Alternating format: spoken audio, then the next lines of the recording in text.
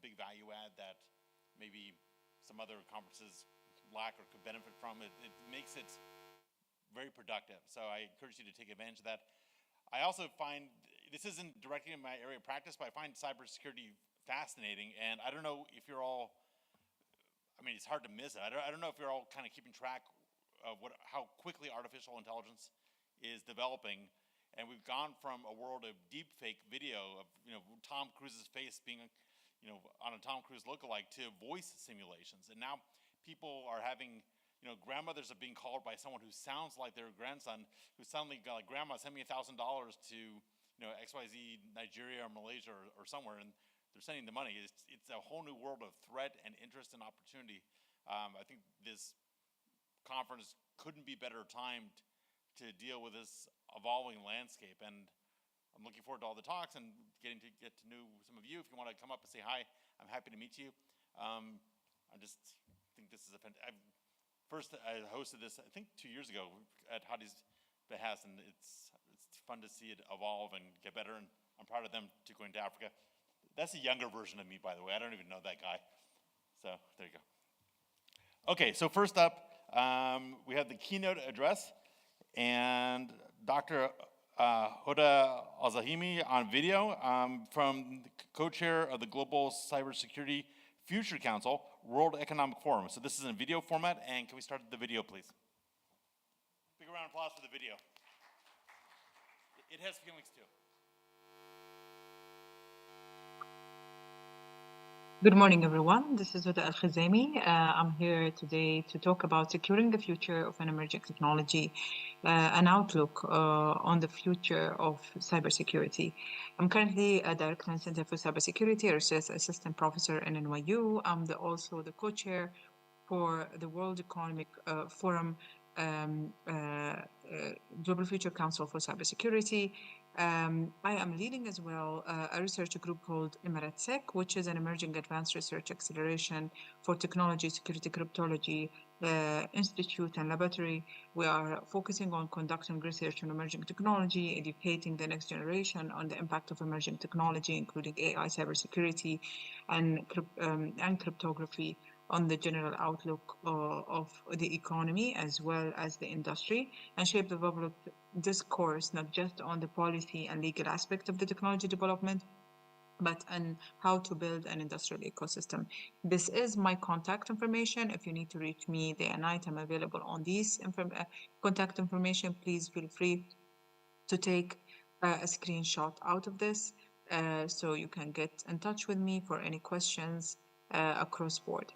When we are looking to the global cybersecurity outlook, by the main report that we have produced in January 2023, there are several main areas of concerns that we're focusing on. The first area is the increase of sophisticated cyber attacks that have showed a granular focus on attacking governmental infrastructure. For example, in 2022, that recorded an increment of 95% in general, as well as the increase in vulnerability of a critical infrastructure. And we've seen a huge contribution to the war that's happening at the moment, or all kind of funded state cybersecurity attack across board.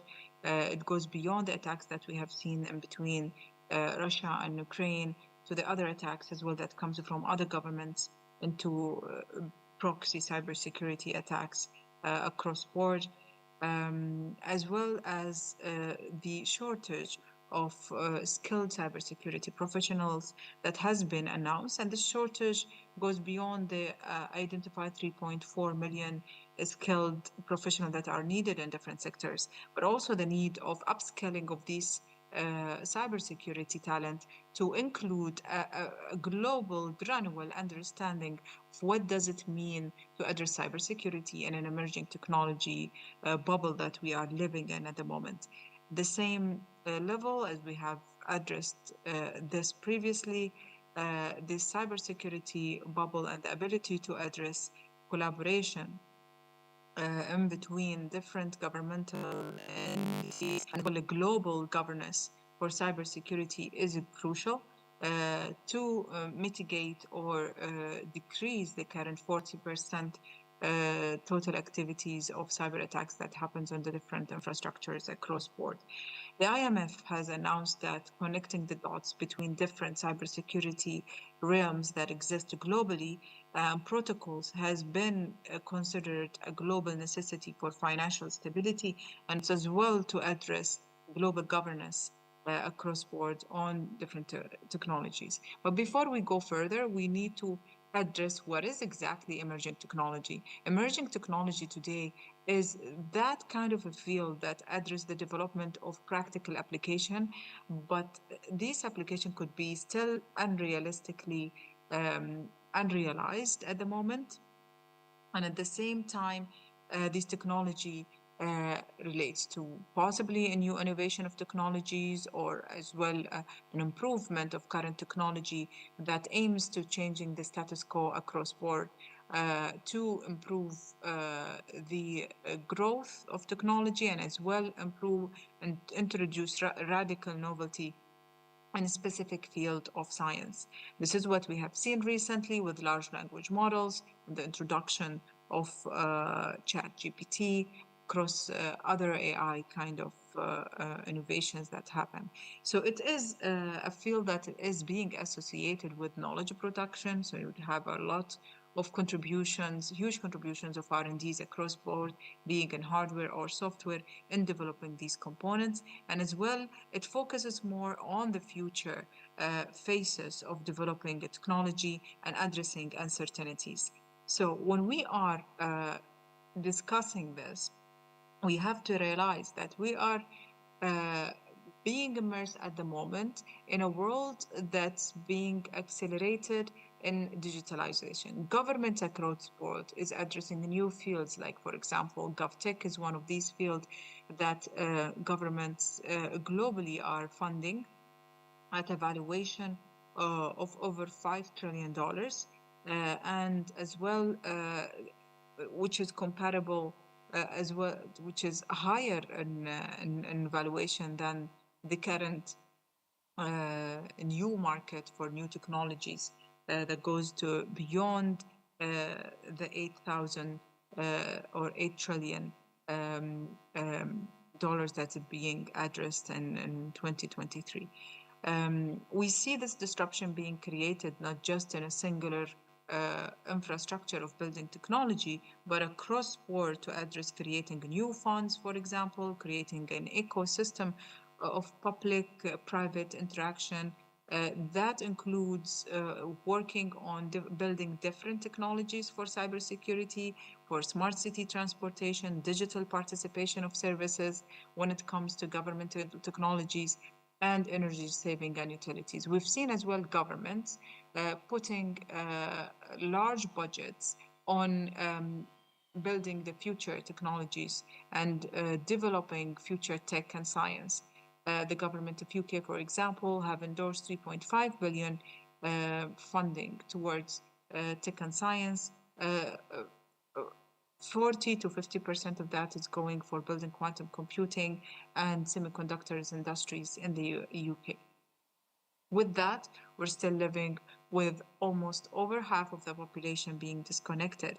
So we live in a very kind of fragmented, digitalized realities where we have governments focused highly on accelerating the emerging technologies, the growth of digital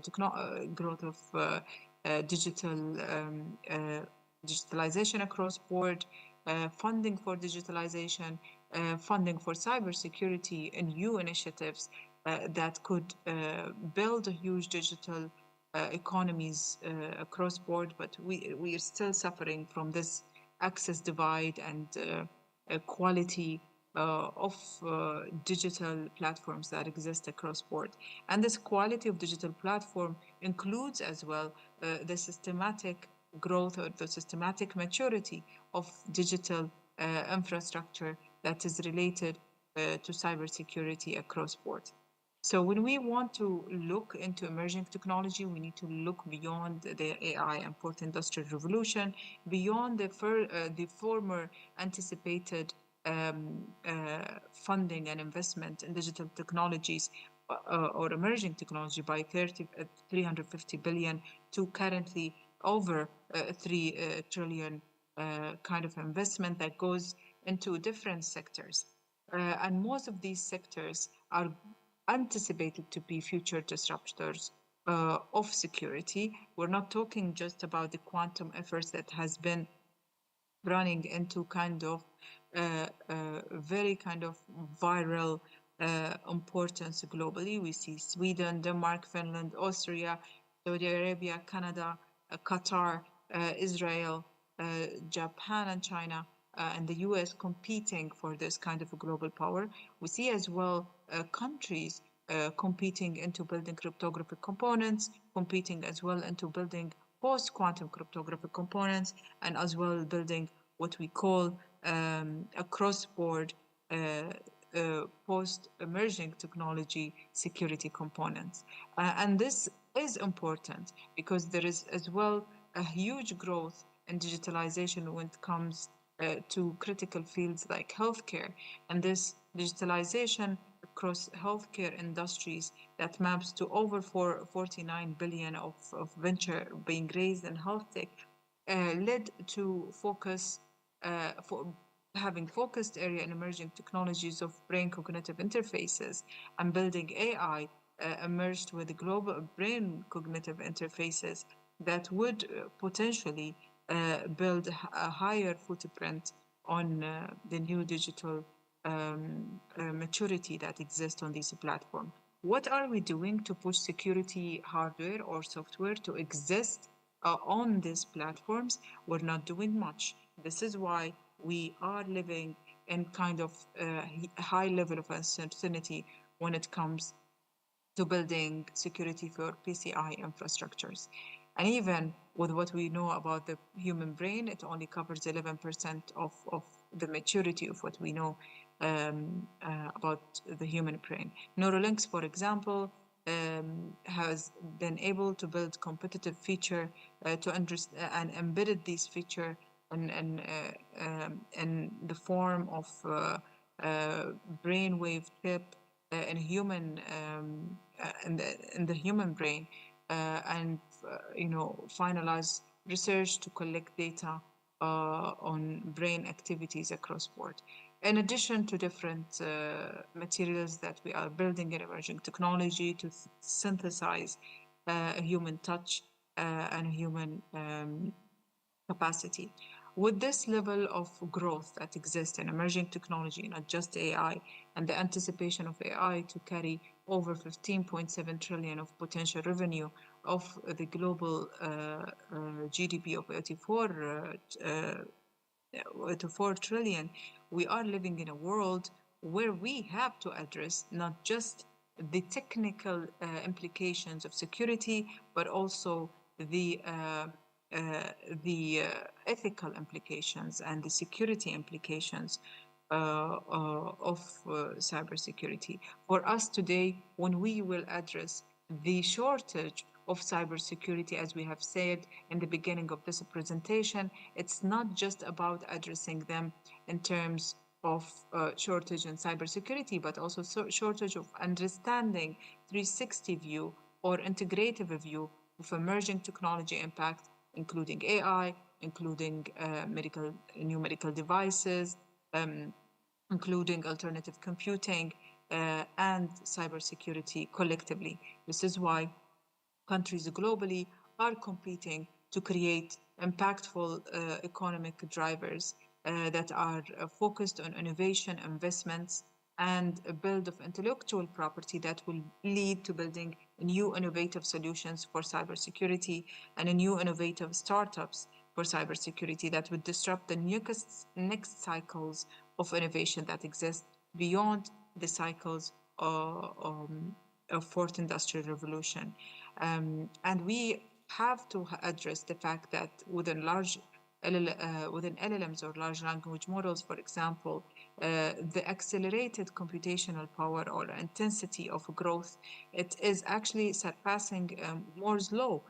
Moore's law initially anticipated 2 years of growth or 18 months of growth for hardware, while AI anticipates actually a growth of over 3.4 every 3.4 months to be doubled across board.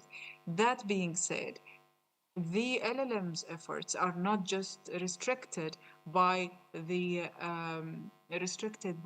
open source communities and societies, but also by the private sector. And it existed way back in 2018. We'll see a global growth of these collective efforts of R&D that would lead to seeing multiple examples beyond this example where it has stirred controversially in actually in one of the Dutch museums where a competition has been launched.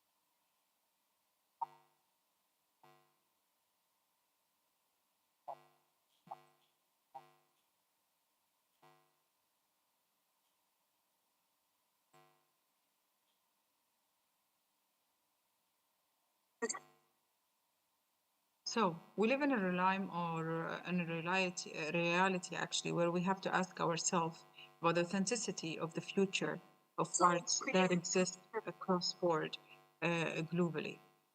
So it goes beyond just trying to have the pursuit to replace a human brain or human intelligence to actually being able to address how can strong AI or superhuman ability in AI introduce a level of critical questions when it comes to, for example, the type of AI enabled or AI enhanced attacks that would exist that goes beyond social engineering and bioengineering or misinformation and fake news or hacking or building autonomous weapon systems or what we call autoimmune cyber system to handling the different biases that exist and the different, for example, data sets that are being collected by the SAI and project them on a mass group of population of people.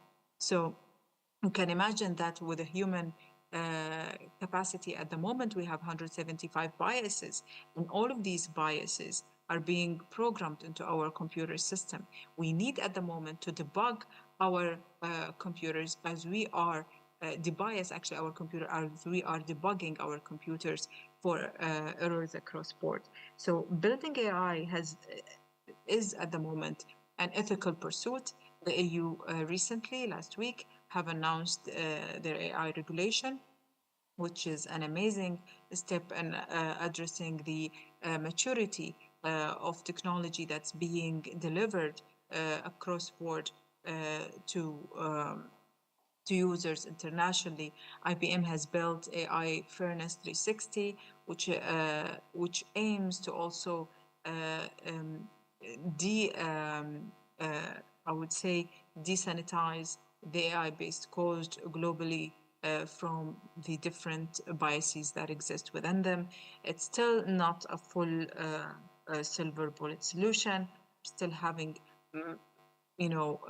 manifestation of data privacy issues, um, of ethical issues and technological issues that comes with the new technologies that are being developed at the moment.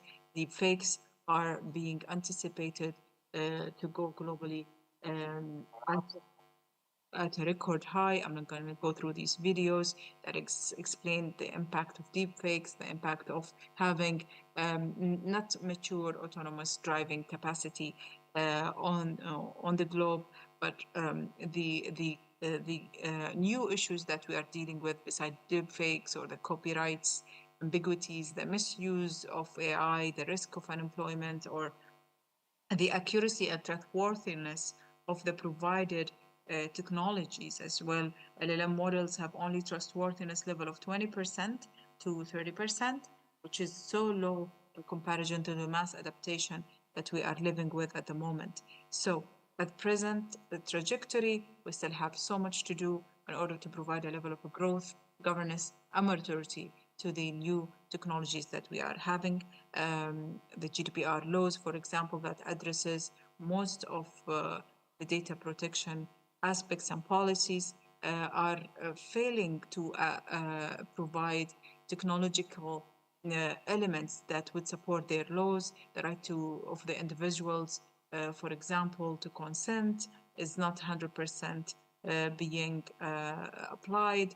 The right of to be forgotten, the right not to be analyzed, or the right as well to have mandatory protection for certain level is not 100% utilized across board. Anyway, it's not just about addressing cybersecurity in general, but cybersecurity has become and providing strong infrastructures cross-board digitally has become one of the SDGs globally, one of the 17 SDGs globally. Building mature AI for SDG has been as well one of the most important aspect of building technology for people and for development, which means our security will become one of the human rights, should be available across board globally. This is embodied in SDG number 9 and embodied as well on SDG number 16, as you can see in the slide. I'm not going to go further into this, the rest of the conversation. To build one technology, it's a manifestation of a dynamo effect to build maybe 20 other technologies. And for us, as the field of emerging technology is growing in light years, we need to even grow faster when it comes to the way we are addressing security and building it in our R&Ds and our companies and our industrial and governmental and academic institutions. Thank you so much for your attention. This has been an absolute pleasure. If you have any questions, please direct them to the email or to the WhatsApp provided on this presentation. I wish you a very successful conference and summit. Thank you so much. And actually, the speaker wanted us to mention that she regrets not being able to be here in person. She's actually ill at the moment, so she did this nice video instead. She wishes she could have been here. And I actually thought that was very interesting, and she did incorporate AI, which is fantastic. So next up, we have another video presentation from our sponsor, Delinea.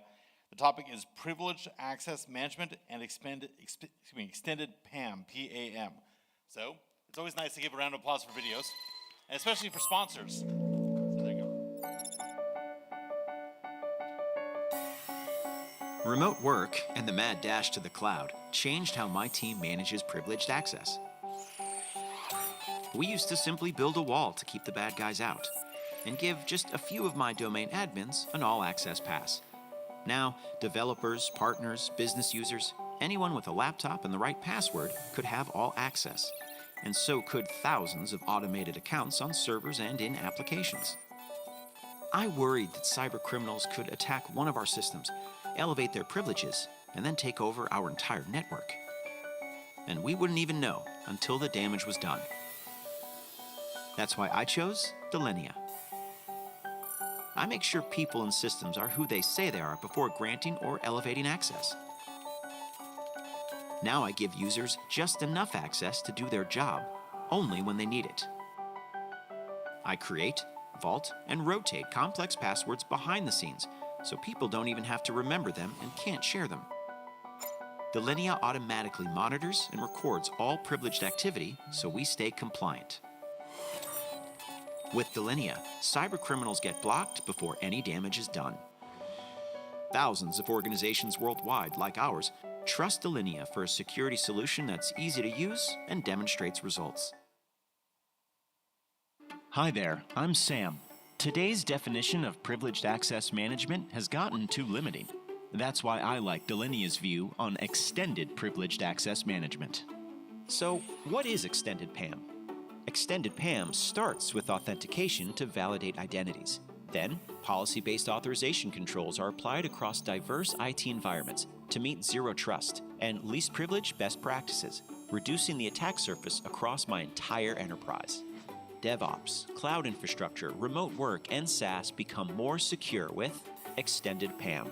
Extended PAM helps to prevent identity and credential theft by increasing visibility and discovery across all identities so that you can establish control over all privileged access to restrict lateral movement. With analytics-informed policies, we can limit escalation by adapting access when and where it's needed. Delinea is the first vendor to extend PAM across the enterprise, ensuring consistent authorization is applied to human and non-human identities. They secure secrets with an enterprise-grade vault, provide just-in-time and just-enough privileges on workstations and servers, and secure credentials in code and service accounts. As a proven PAM leader backed by industry analysts, Delinea helps me protect my organization. Privileged access management doesn't have to be complex. Contact Delinea to learn how they can help you solve your evolving privileged access challenges.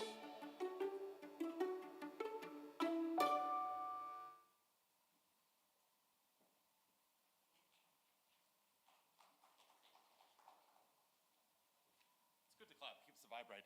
Okay, now we have a special thing. We have both a sponsor and a real life person.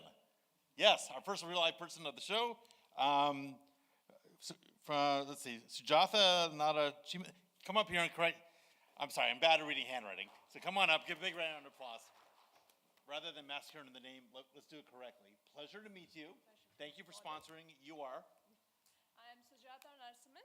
I'm a sales engineer with the Mimecast Middle East outfit. And I use Mimecast, by the way. oh, that's perfect. In my other There you company. go. Fantastic. Okay, and you're a sponsor of this fine event. Yeah. Thank you very much from all of us. We really appreciate Thank you it. for welcoming us. Please. Thank you for your time. Right, perfect. Do you have a clicker here? Okay, I think I got that. All right, perfect. Can I get that? Oh, perfect. Thank you so much. Yeah, I think we're just transitioning to being on live over here now. Okay. Good morning, everyone, once again. I'm Sujatha Narasimhan, as I said, and what we're going to take a look at today is how cyber risk commands focus of C-suites today. And we're looking at this based on how the state of email security research that we run on a yearly basis as part of Mimecast research activities. Right. I think we can all agree that cyber threats have definitely amplified over the last few years, and global business communities are becoming a lot more sensitive toward these disruptions. So much so that they've started making efforts towards confronting them better, right? And the cyber threats that emerge from these incidents have started topping the charts of most of your risk vectors out there, even exceeding financial crisis, inflation, and let's say climate change crisis, if I could be bold enough. So CISOs have long fought the good fight to try and ensure that they get their board's attention and work towards in that direction now.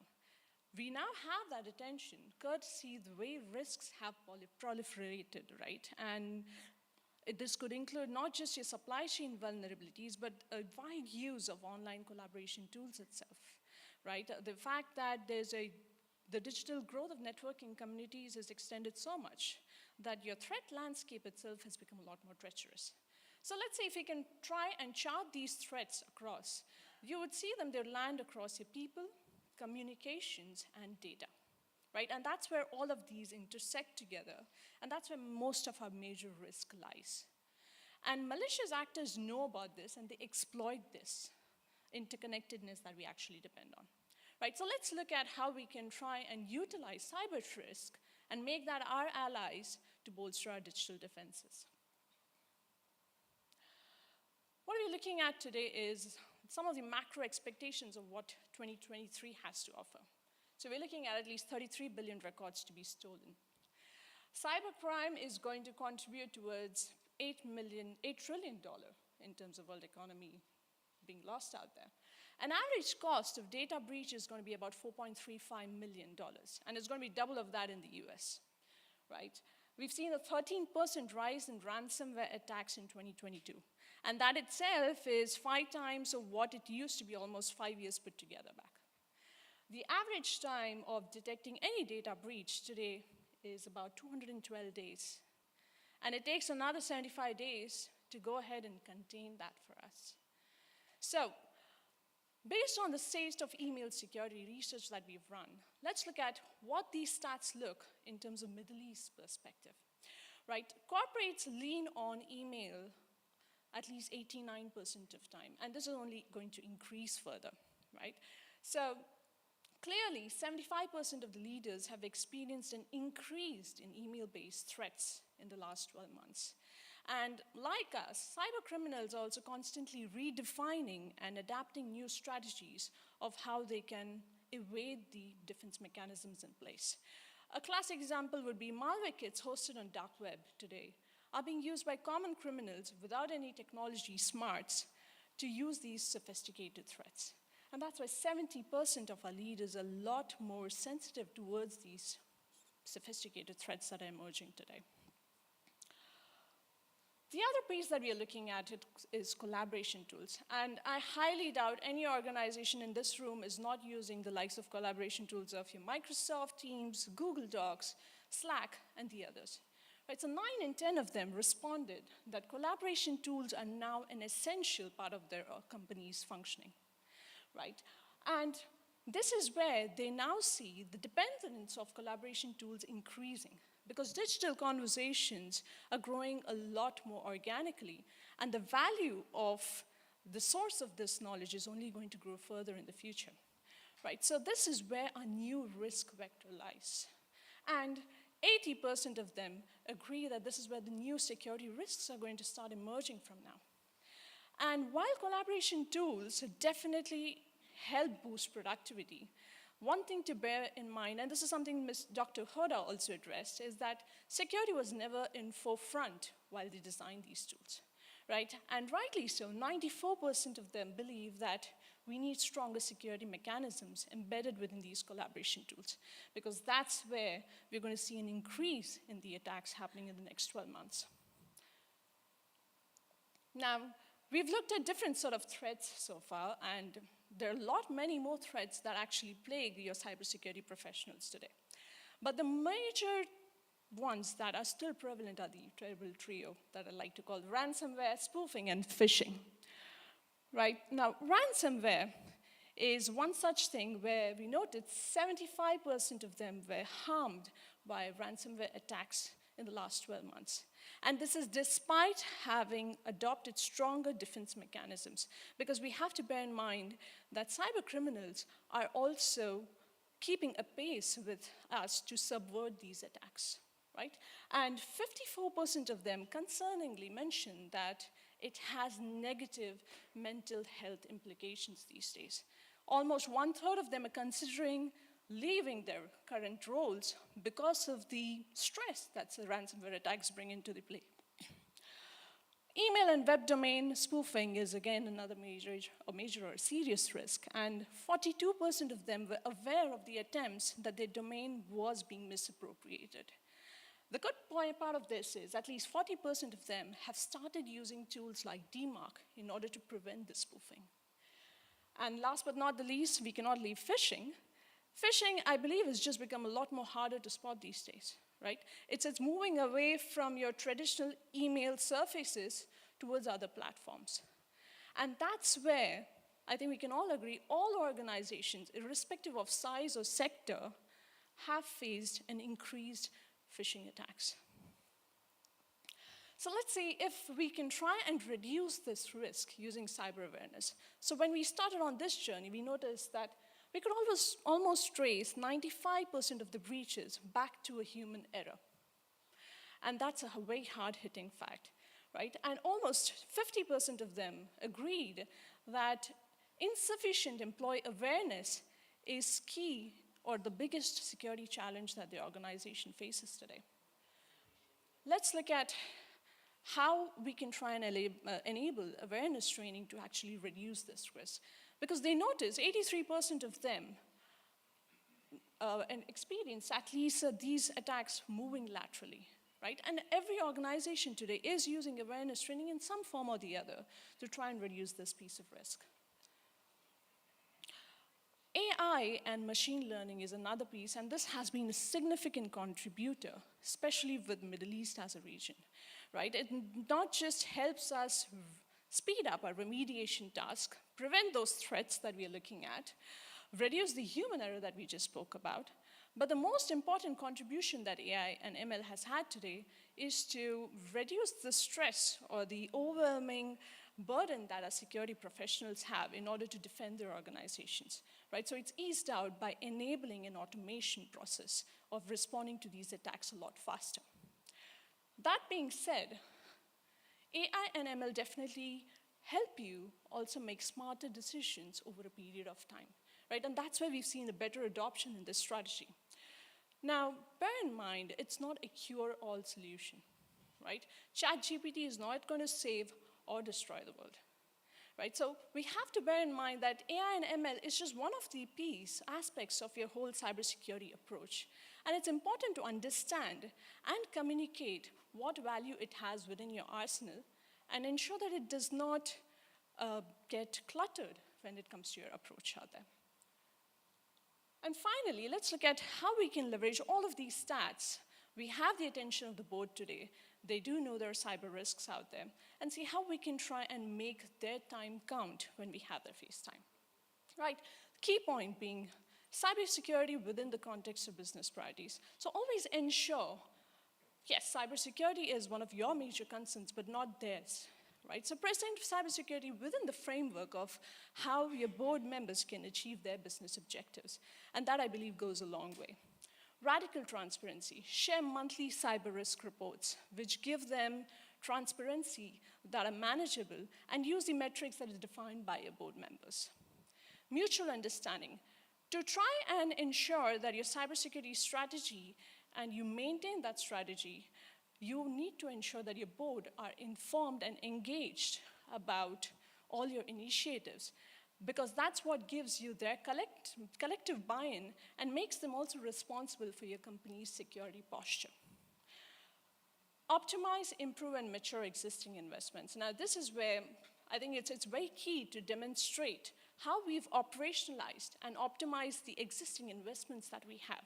How that's actually integrated within your security teams to drive efficiency and an overall organizational efficacy, right? And finally, cyber diligence. This is where we ensure that we have those tough conversations when we're making fundamental decisions.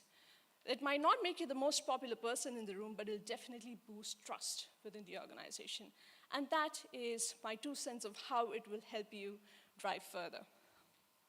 Ultimately, it is your context that's going to drive your next actions, right? So arm yourself with enough data and context before you proceed with your C-levels out there. And if you're interested in this presentation, there's a lot more stats available and materials available. You could scan this QR code to access the complete report of what this threat research looks like. Thank you for your time, guys.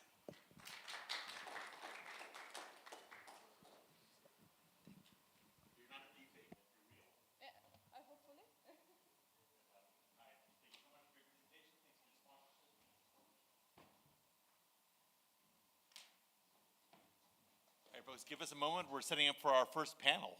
We have a string of firsts right now.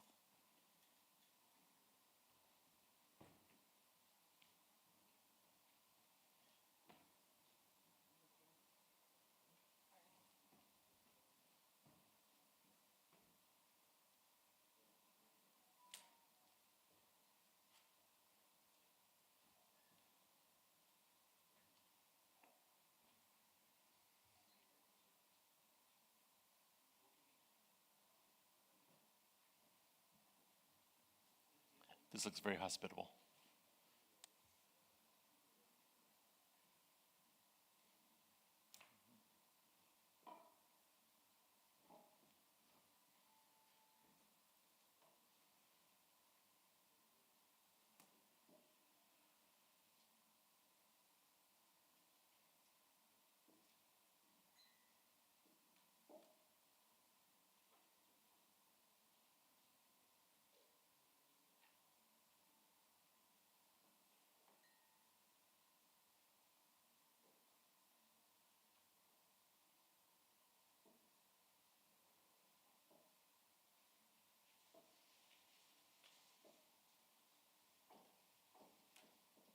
Good? Cool. Let's give a round of applause for our staff setting up the. It's fun to applaud, right? Okay, very good. Our first panel is supply chain risks and cloud security challenges. I'll bring up the moderator, and I think the moderator will introduce other panelists. So Tony Hasek, CEO of Goldilock, please come on the stage. Big round of applause. Tony, good morning. How are you? Maybe you want to introduce your co-panelists, and the stage is yours. I certainly will. Good morning, all.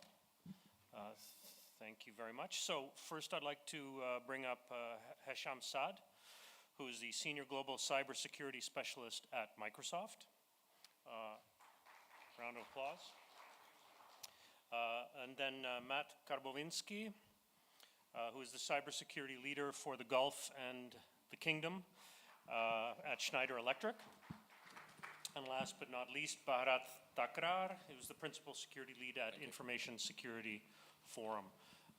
One of our panelists got ill. We wish him or her, as the case may be, a speedy recovery.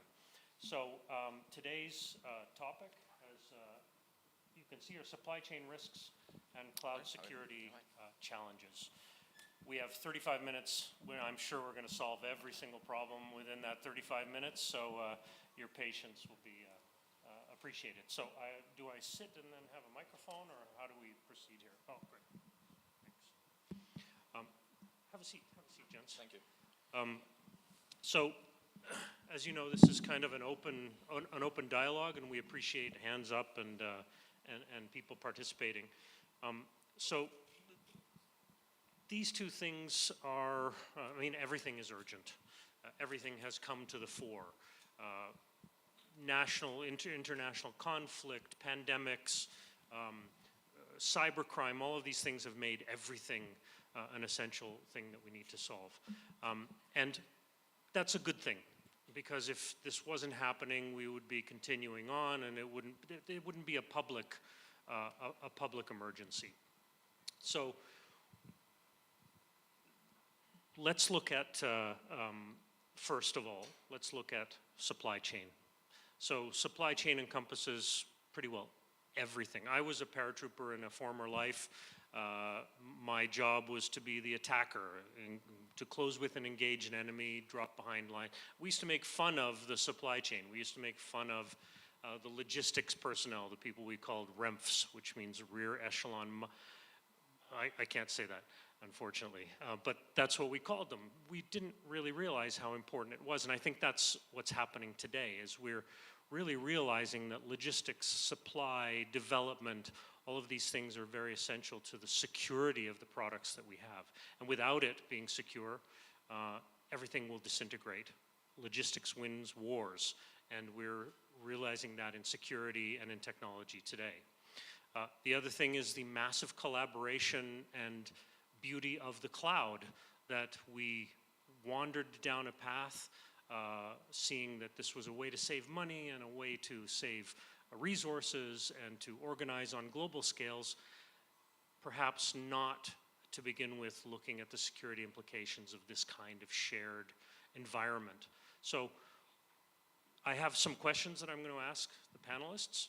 If you have questions that you'd like to ask any of them, certainly shoot your hands up, and I'll make the best effort to notice you. So the first question that I'd like to address is a cloud security question, and I'd like to address this to Hesham. Moving to the cloud seems pretty simple, right? You take your organization, you take your data, You throw it up there, and suddenly you're collaborating. Obviously, I'm oversimplifying it, but I'm doing it because that's how some organizations look at it. How do we do this properly? So thanks, Tony, and thanks for having me. Great question. So before starting sharing mitigations and guidance and the practice, especially for organizations who are start by having their own on-premise environments and going through the transition to the cloud and start by the hybrid. And some of them, they think it's just a kind of a switch and migrating their identity, their infrastructures, line of business, network application from an on-prem to hybrid and then purely to the cloud and think it's an easy. Regardless, there's a lot of risks and mitigations that have to be considered. So I will share like a quick highlights about what are the top kind of cloud security challenges that probably organizations they are facing when adopting the cloud, and then the quick guidance on it. So I would say one of the top is lack of visibility and control, and which specifically when data stored on the cloud. So one of the model which is data probably might be exposed, might be vulnerable. It's really important to understand that if you have like a sensitive enterprise confidential data, you need to think about the model of how you can protecting your data by classifying, build the taxonomy sets, probably adopting like a DLP solution for protecting this data, not only at rest, but even in transit when you go to store it in any cloud providers. And then one interesting point about sharing roles and responsibility. Organizations, I'm adopting a specific cloud as a cloud provider. It's really important to understand the matrix of the shared responsibility between the cloud provider and the organization model. In terms of features like a PaaS, infrastructure as a service, even a SaaS, etc., about across all of different resources. And then one of the interesting point is the identity and access management, which is one of the key pillar that when an organization starts to adopt the cloud with a cloud provider, I need to understand about how to have a proper kind of a payment PAM, privilege identity and access management and control. One of the, I think, sponsors, they mentioned about how to have a proper access management. It's really interesting to see something which is called the unsecured API and privileged identity. So when adopted cloud, probably having some resources, application services, APIs layers, and it's really important to secure and having at least a privileged access. That's including additional layers as well as a kind of a challenges that can go to Shadow IT about application services layer, that can go to one of the most important about the compliance or the cloud regulations. So if I would like to share one important kind of a guidance for organizations who are adapting the cloud, they have to think into a comprehensive cloud native application protection platform, which is called the CNAPP, which is simply that unifies security and compliance in order to capabilities to prevent, protect, and detect, which help organizations to secure against the cloud and recent modern threats between starting from the runtime up to the production layer. Great. Yep. It's at the birth of moving towards this. Before you do it, there's a plan, and before you do it, there's a procedure, and before you do it, there are 100,000 things you need to think of. Organizations like yours can help with that process. But before you even get to that, we were mentioning earlier about, again, this supply chain issue and understanding your cloud provider and vetting and being able to guarantee that that this essential part of your organization is secure. And ISF, I believe, has looked into this and has studied this. Yeah, Tony, just to pick up on many of the points that Hasham's made, if you look at cloud providers, actually cloud providers can be third-party suppliers as well. And that area, particularly in the financial services, actually poses a lot of risks that we haven't really got to the bottom of. So one of the things in London, I'm based in London there, and there are just in the square mile, there's something like 250 financial services institutes.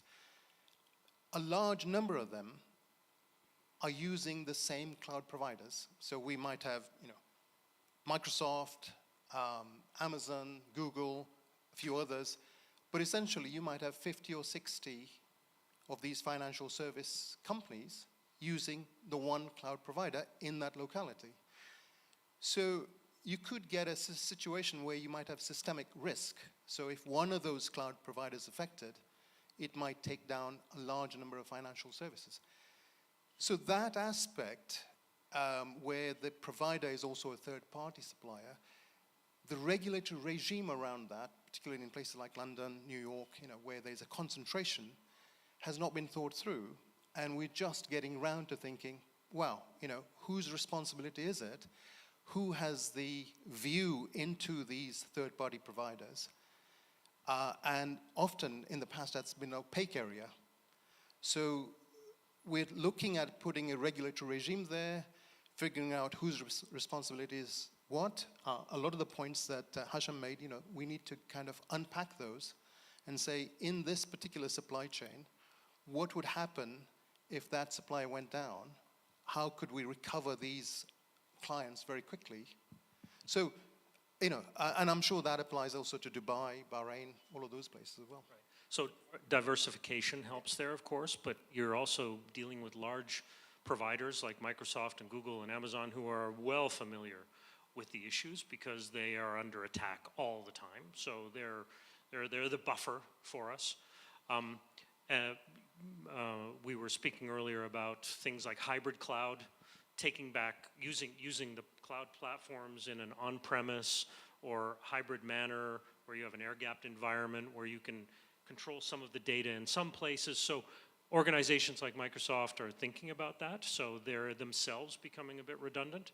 But certainly, this is something that it has to be considered when you're dealing even with a cloud provider is how do you mitigate for that risk? And then if we move to cloud and interconnectivity, Matt, you were mentioning earlier about the 3CX. Yeah, the 3CX blunder that happened recently. But before I go on to that, I just wanted to make a comment on what's been said before. In terms of the risk, whose responsibility is it? I always say it's yours. It's the safe answer. You have at least some responsibility, and you have to take a lot of risk. You can outsource a lot of services, platforms, solutions, but you can't really outsource risk. You can't say, it wasn't my responsibility, it's the supplier, it's a third party, because it's going to be your customer, your image, your reputation. Even if someone else is going to make a mistake, you're going to pay for it in some form or another. So this is something I would always recommend to any organization, regardless of the size. There's a lot of risk in everything you do, and you need to investigate that risk, you need to assess it, and you need to react to it before it's too late. And the approach of running tests, running mock-up kind of catastrophe scenarios, disaster recovery scenarios, assuming that your key supplier, vendor, your supply chain breaks down, this is something you have to do. In the old days, it was very simple. When everything was on-prem, one entry point, everything is inside. Any problem, you just disconnect the firewall. I kind of miss those times. It's not that simple anymore. It might be again soon, but okay, I'm plugging myself. Sorry. Yeah, so obviously we're not there anymore. It's been a long time. And, in terms of the cloud, what, Hasham said before, this is, and I'm sure many of us have heard this before, this is just someone else's computer. So I generally don't trust people. In terms of cybersecurity, that's the default approach. That should be the approach, not because I have trust issues. I generally believe people are good, but people make mistakes. This is the weakest link, and it's always been, and I believe it'll always be. And what I mean by this, it could be a simple mistake, misconfigured firewall, something that was left open for a moment because there were tests being performed and someone forgot something. This is what we do as people. This is what we wake up to a bad day, we make mistakes. So assume someone will make a mistake. Have multiple layers of protection, of visibility. Hopefully it takes more than one mistake at a time for you to suffer, but we've seen big breaches where something really simple, really silly, let down a whole organization. And going back to your question now, Tony, the 3CX blundered. So this is one of the recent supply chain attacks or breaches that happened, I think, a couple of months ago now. This company provides a telephony solution, a bit like Microsoft Teams or Zoom. And basically what happens is they rely on a toolkit called Electron. So instead of building their application from scratch for every single platform, like for Windows, for iOS, for Mac, for Linux, they use this toolkit, so it's easier to then build their application on top of it. It's much more, so you can just, set up your interface kind of in a web-based environment. And that makes it very easy, but at the same time, some of that risk now gets kind of outsourced in a way to the provider of that solution, of the toolkit.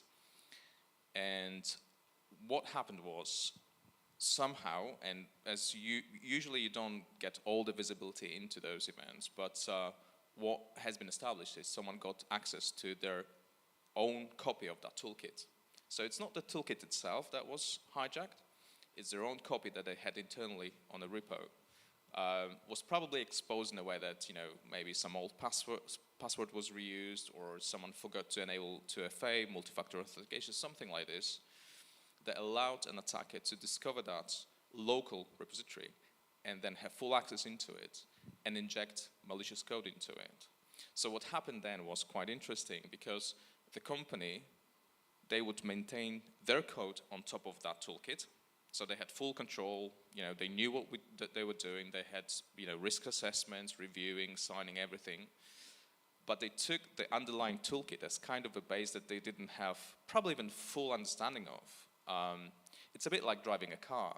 If there's something wrong with your car, you'll notice it straight away, because, that's not how it behaves normally. If there's something wrong with the car that you hired, you might not notice that. So this is what happened. The copy of their the toolkit they had was compromised, and they kept reusing it without realizing it. They kept re-signing it every new update, every new edition. So, signatures were fine, customers were receiving updates, but underlying platform, the Electron platform, had this malicious payload injected. So it took a while to figure out what happened. But that shows that even, although you use signed, secure channel for your platform, for your customers, you can still be injecting or exposing them. And it will take time for them to realize what's happening.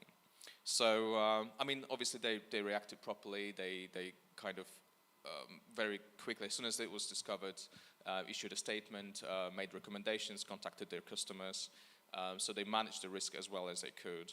But I think what is really important, and the lesson from this example is that, one thing to do is to choose your partners, suppliers, in a way that you can have a meaningful two-way conversation with them about how they manage supply chain security, cybersecurity risks, etc.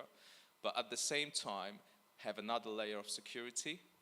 For instance, look for and scan for traffic going out of your environment, whether endpoints are trying to connect to command and control centers, to malicious domains, any unusual pattern in traffic. Have logs available for you to investigate what happened exactly at what entry point. Have some sort of a SIEM solution, so security incident event management solution, to build hopefully some sort of a baseline for the behavior of your system. So using machine learning technologies to understand what is the normal expected behavior of the machines, of the servers, of the users. And as soon as something is off kill, just raise an alert, because you might pick it up before the actual third party realizes that there is a risk.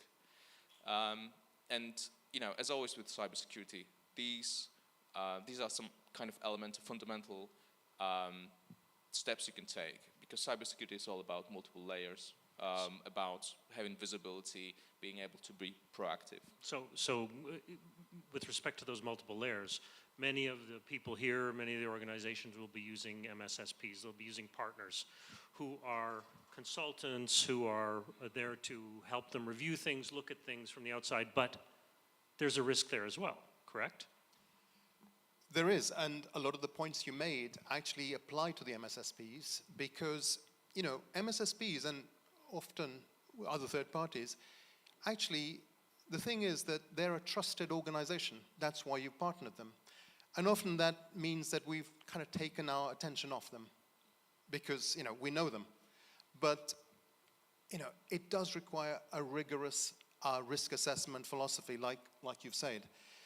And just picking up on an earlier point, you know, one of the easiest ways you could do this is do the scenario planning that you mentioned, you know, even a tabletop exercise. Now what happens is a lot of organizations do that internally. You know, so we say, well, I've got my incident response plan, it's 6 months' time, let's try it out. Okay, so you get the people around you and you just go through the process. Well, I'll just give you two quick tips on that. One is find the hardest, most difficult scenario to try out rather than the easiest one, or what's written down in the incident response plan. Because the hacker or the threat actor, you know, they are someone who actually has done intelligence on you. CEOs and C-level take note because, of course, everyone wants to try the simple one, but you're the person responsible for the disaster. So make them do the hard one. Yeah, so it's really important to say what's the most extreme plausible scenario, okay, and work through that. I think the second thing is, as I say, sometimes, well, most of the time it's done internally in your organization, but it really would be great to involve the third-party players that you have got confidence in and say, this scenario is actually going to go across the supply chain, and we'll be looking to find out where the weaknesses are, and we'll run a very extreme, rigorous scenario with that. So, you know, you've got all the right people in the room, the decision makers, and they're presented with a scenario that they're not familiar with. And that makes you think on your toes. All it needs is someone to actually facilitate that, plan it out, and then have the right people in the room for 2 to 3 hours. And you'd be amazed what comes out of that. So Microsoft, let's say in this scenario, is a key supplier, but can also act in a consultancy role as well, correct? So do you participate in such activities with your key, let's say, large clients? I don't know if it's feasible to do it with everyone who's doing it, but how do you manage this? How do you manage your own internal supply chain risk, and how does that extend to your cloud clients? Okay, so that's a great question, Tony. So internally in Microsoft, that we always believe that to manage not only on the supply chain, not only on exporting to the cloud, we really believe that organizations, including us, have to connect the dots. It means that having a shared signals, telemetries, events, not only focusing on the IT, not only focusing in the IoT and OT environment, but across the entire organization. So you're probably like looking into specific sites, firms, air-gapped environment, disconnected rogue assets in your organization. And most of the key focus from an IT security point of view or even network team, just looking into the managed assets, which is related to their corporate network. And then starting to not only looking into other stuff that might bring us threats, attacks based on the kill chain related to other assets like a supply chain. Vulnerabilities might happen, as said by, highlighted by Matt and Parad in terms of misconfiguration, security controls. So we always believe into the concept and how we help organization by adopting the model of the zero trust, which is having a concept of assumed breach by default. It means that Matt said that probably I don't want to trust, I'm trusting everyone, but I'm not trusting the devil. That probably might happen by insiders. One of my organization, one of my team, have an access to my corporate network, have an identity or even a supplier or a contractors that we're working with, and then eventually what might happen accidentally, that someone is starting to leak data, doing a kind of misconfiguration assets, and then end up by bringing a risk or a vulnerability. So what we're doing and how we are working with organization suppliers, and number one is how we can help them to have a proper model for zero trust, which is assuming the breach, have a visibility, regardless which kind of a tools by Microsoft or a partners or a third party. But most importantly, how we can provide a visibility, as I said, which is probably might be an issue across all of their environments. By adopting what? By adopting a cloud security posture management that's covering in hybrid, on-prem, and a cloud environment, providing a workload protection against threats, vulnerability, access, misconfigurations, recommendations, regulatory and compliance assets, and set that's probably might be forced by corporate organizations or even based on the countries or subsidiary level. So cloud security posture management, workload protections, network visibility and security assets, regards it's an endpoints, emails, identity data, IoT, supply chains, hardware devices, network categories, etc. And then I can say at the end is applying a regulatory compliance. That's how we are helping organization in order to have such kind of transition on a journey, and then sharing exactly the responsibility in terms of models. Everyone, yes, is responsible, but it's really important that when I start to leverage a kind of a cloud or having different segment of device, I have to look into the metrics of what we need to do and to apply. Yeah, two things in that answer that I want to pick up on. The first one is the regulatory, let's say second, regulatory compliance. And before that, the zero trust and assumption of breach.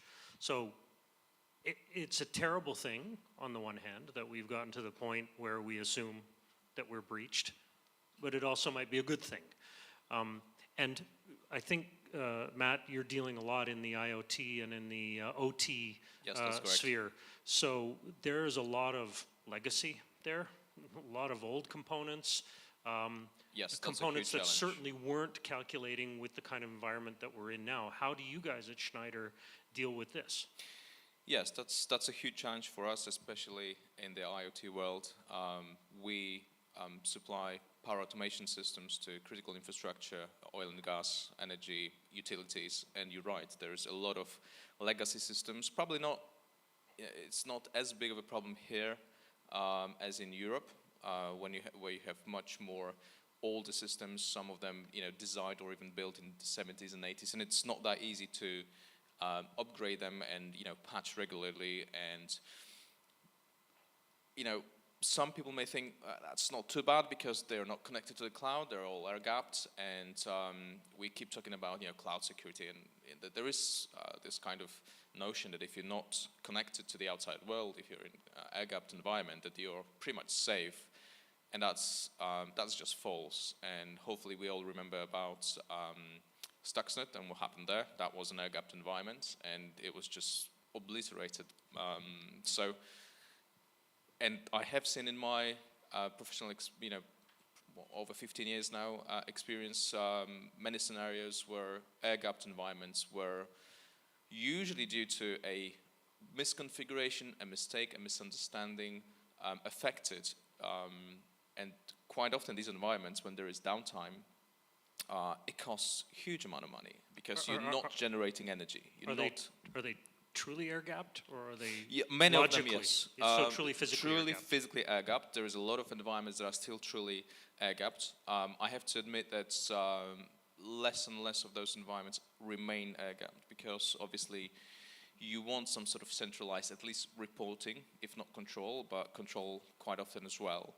But you have some, diodes or other solutions that allow for a single-way traffic.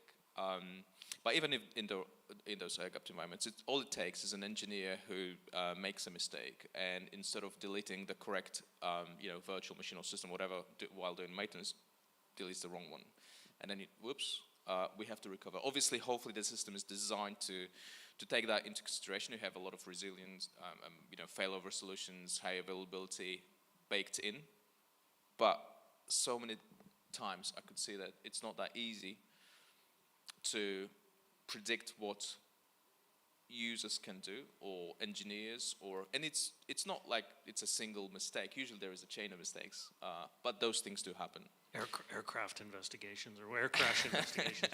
It's not But one thing. multiple mistakes do happen, and it'll take sometimes tens, sometimes hundreds of thousands of dollars of cost for every single hour of downtime, sometimes even more. And the reputation can be even way more than that. Lost contracts, lost customers.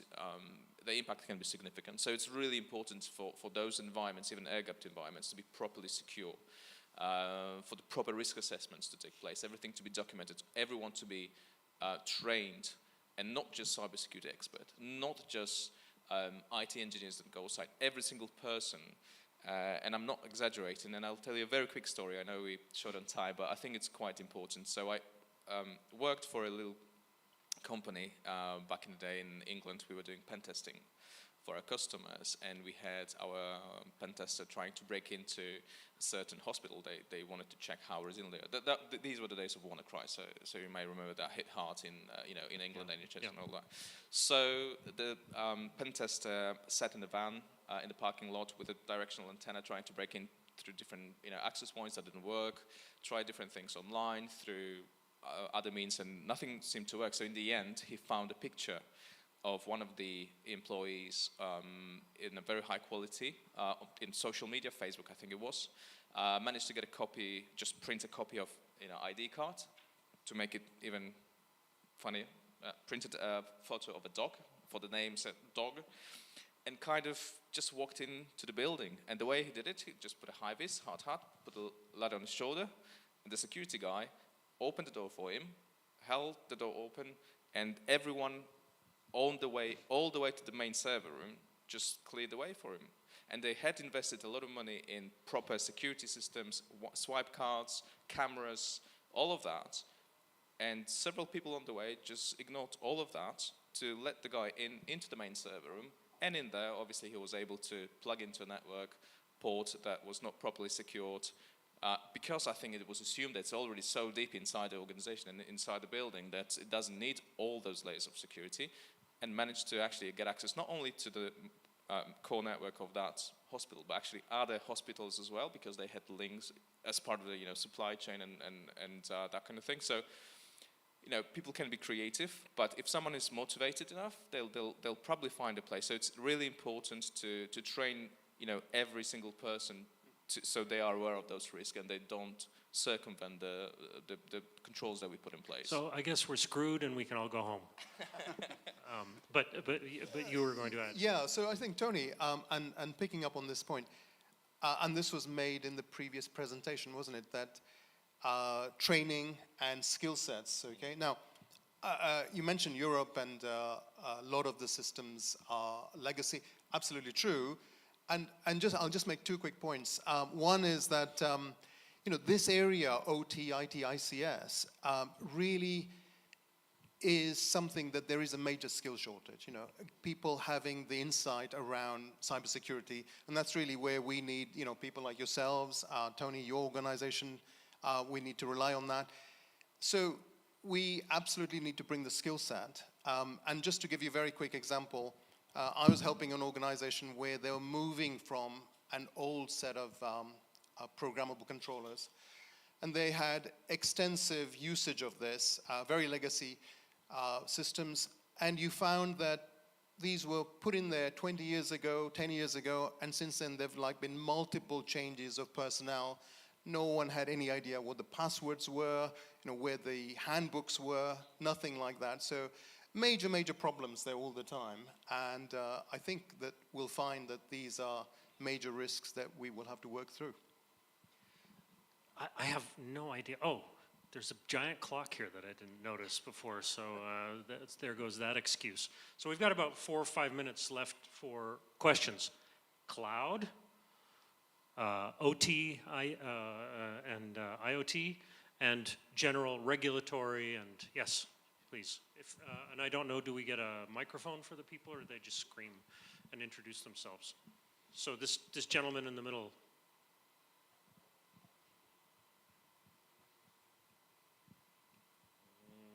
We're going to lose the relay run here if we have to. Thank you, guys. Excellent panel discussion. Just to give you a bit of context to my question, we are a Dubai-based company that provides an AI-powered app to the maritime and the shipping industry, to oil tankers and cargo ships, and quite apt in terms of supply chain risks. And again, a bit of context. One of our customers, Maersk, as you all heard, a few years ago, paid $300 million because of a cyber attack on their systems. So my question, I think, and Tony, you kind of stole part of it. Through this app and through the iOS and Android app, all the data goes onto Azure. That's where all the data sits. We've deployed certain out-of-the-box solutions to kind of protect that data in Azure. But how naive are we being here? I mean, have we assumed that it's all hunky-dory on Azure because obviously Microsoft is providing that? Are we really being naive? And how deep down the rabbit hole do we really need to dig and protect that data and protect ourselves from any attacks? So I just want to maybe shed a bit of light as to, are we really being stupid, or are we in a safe place for now? I think if you'd have asked me this question pre-COVID, pre-Russian invasion of Ukraine, I would have said, no, not at all. And I think, but I may be a little bit late to that game. I'll let Hashem answer that. But I think nowadays, perhaps no, not naive. I think that that we're awake. The radar is up. People are understanding that these things are there. Whether we can mitigate them 100%, I don't know. And this is a whole other panel that we need to have, which is insurance, which I don't think is here today, but this is something that my company is being now tapped by insurance companies because the risk is so financially huge, and they don't think it's going to go away. Yeah, but I'll let Hashem speak to this, in particular to uploading that kind of data to Azure and to other platforms. Okay, let me chime in here. So first of all, thanks for the question. Thanks for the trusting the Blue Azure cloud. Short answer is CNAP, all right? Cloud Native Application Protection Platform, starting to look into such kind of models regards providing by which vendor. I would say that you need to provide the visibility into, you have an application, you said like a mobile app, right? So it's not only mobile app is using services. There is a data stored somewhere, so it probably might be in an Azure kind of repository. There is a set of consent and access rights from how you interact with the services, from an API perspective, from speaking to the data, from invoking this, for providing an identities and access to who's gonna use it, right? As a kind of profiles. So look at this. There is an app, which is a resource. There is a data, which need to be looked at and protected. There is an access right, who can access this, who have the privileges to authorize, to invoke, to read the data. That's the third one.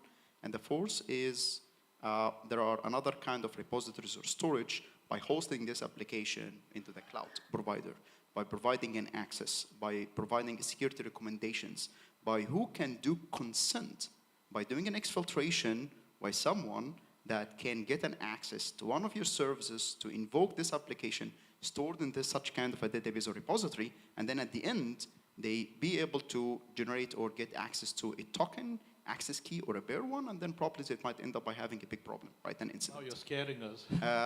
This is across any kind of cloud providers. I'm telling you, this is very easy. So look into something that can providing such kind of security postures, that what's happening in terms of providing about the API, in terms of the line of the code that's being used in your applications. And that's why the DevSecOps is really important to be adopted about the cloud comprehensive application platform. So DevSecOps, security postures to look at your code for applications, about the APIs of accessing, about your data which will be stored, about the resource of the applications that's being hosted, and then the network and access privileges, about the VNet, about the security groups, about the configurations, about the access. Who have the privileges to access such kind of a data for your application, under which permissions. So, I get that, yeah. But I'm just saying, are there any out-of-the-box solutions that we can just go on Azure and say, right, there are. Subscribe. Yeah. There are. So Microsoft, for example, they do have a CNAP, which is I told you that actually include all of these layers, from a DevSecOps to application to network security layers to an API management, either a management API or a public or a private one, including your data which is stored into an Azure into databases, whatever SQL, Cosmo, Pegasus, MySQL, or even third-party one.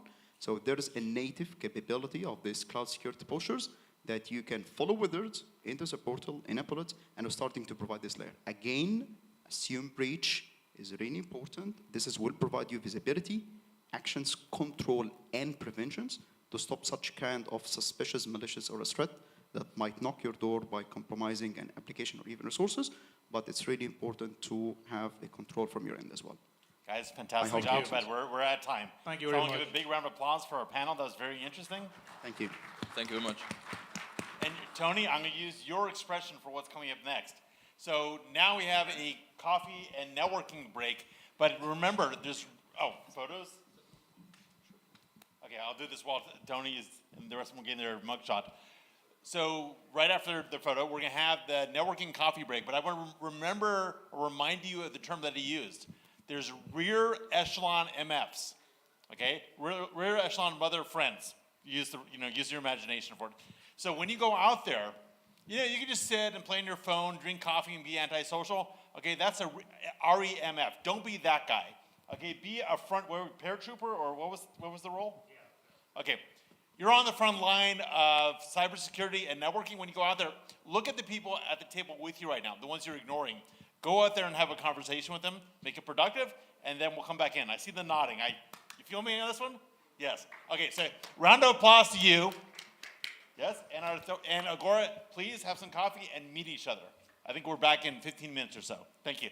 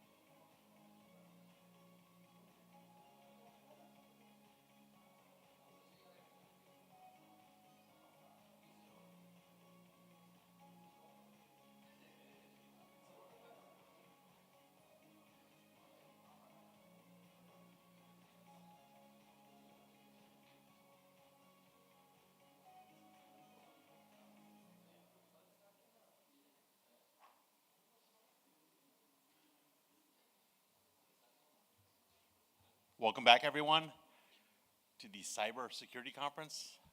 So raise your hand if you met someone new. Good, I'm proud of you. Good job. Raise your hand if you're gonna meet someone new at least some point during the day today. Cool. Raise your hand if you're antisocial and you hate your human beings. Okay, good. At least you're honest. That's good. Just give it a round for that honest antisocial people. Okay, but now we're not gonna be antisocial. Now we're gonna start back up. And we're gonna kick off with a fireside chat. Interesting topic. Virtual reality, deepfakes, meta world impact on cybersecurity. It's between Giovanni Everdun and Mirhan Muslimi. Gentlemen, please come on. Okay, we're totally flipping the script. Oh, okay. And Owen Connolly. Sorry, see, analog versus digital. That's okay. Welcome. Thank you. Yes, come on up, don't be shy. Okay, big round of applause, please. Sorry, going after what was written there. It's all yours. Yeah, like this? Yeah, yeah. Why not? A little bit comfortable. Actually, you know what? You can see me, right? I'm not like, all right, cool. Assalamu alaikum. So these are working, that's all. Yeah. I guess I'll start by asking Gio here to introduce himself, so at least you know who's talking to you, which would be good. Yeah, so good morning still, everyone. My name is Giovanni Everdun. I'm Dutch, been here 12 years. I work in a bank, CBI. I'm responsible for strategy and innovation, BI, corporate strategy portfolio, and also a lot of new technology. I'm not a cybersecurity expert at all. However, I create a lot of problems for my cybersecurity team with all of the new technologies that I'm trying to bring in. And as we're trying to figure out how do we actually protect the bank and our customers from some of the new risks that come with some of these new technologies. And I'm Owen Connolly. I'm the CEO of 7CI Technologies, based here in Dubai. I've been in the region on and off for over 10 years now, and as you can probably tell by the white beard, I've been doing this for quite a while, nearly 30 years of cyber and technology. So I guess the first thing I wanted to start with is a mic that doesn't cut out every second. Hey, can we get a different microphone, please?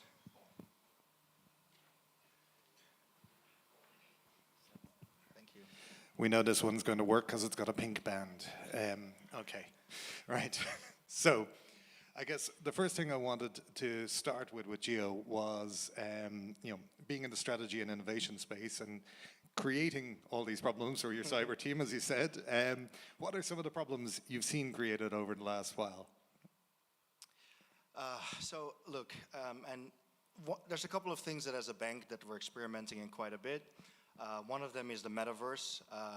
We did a couple of things in the metaverse that no bank has done.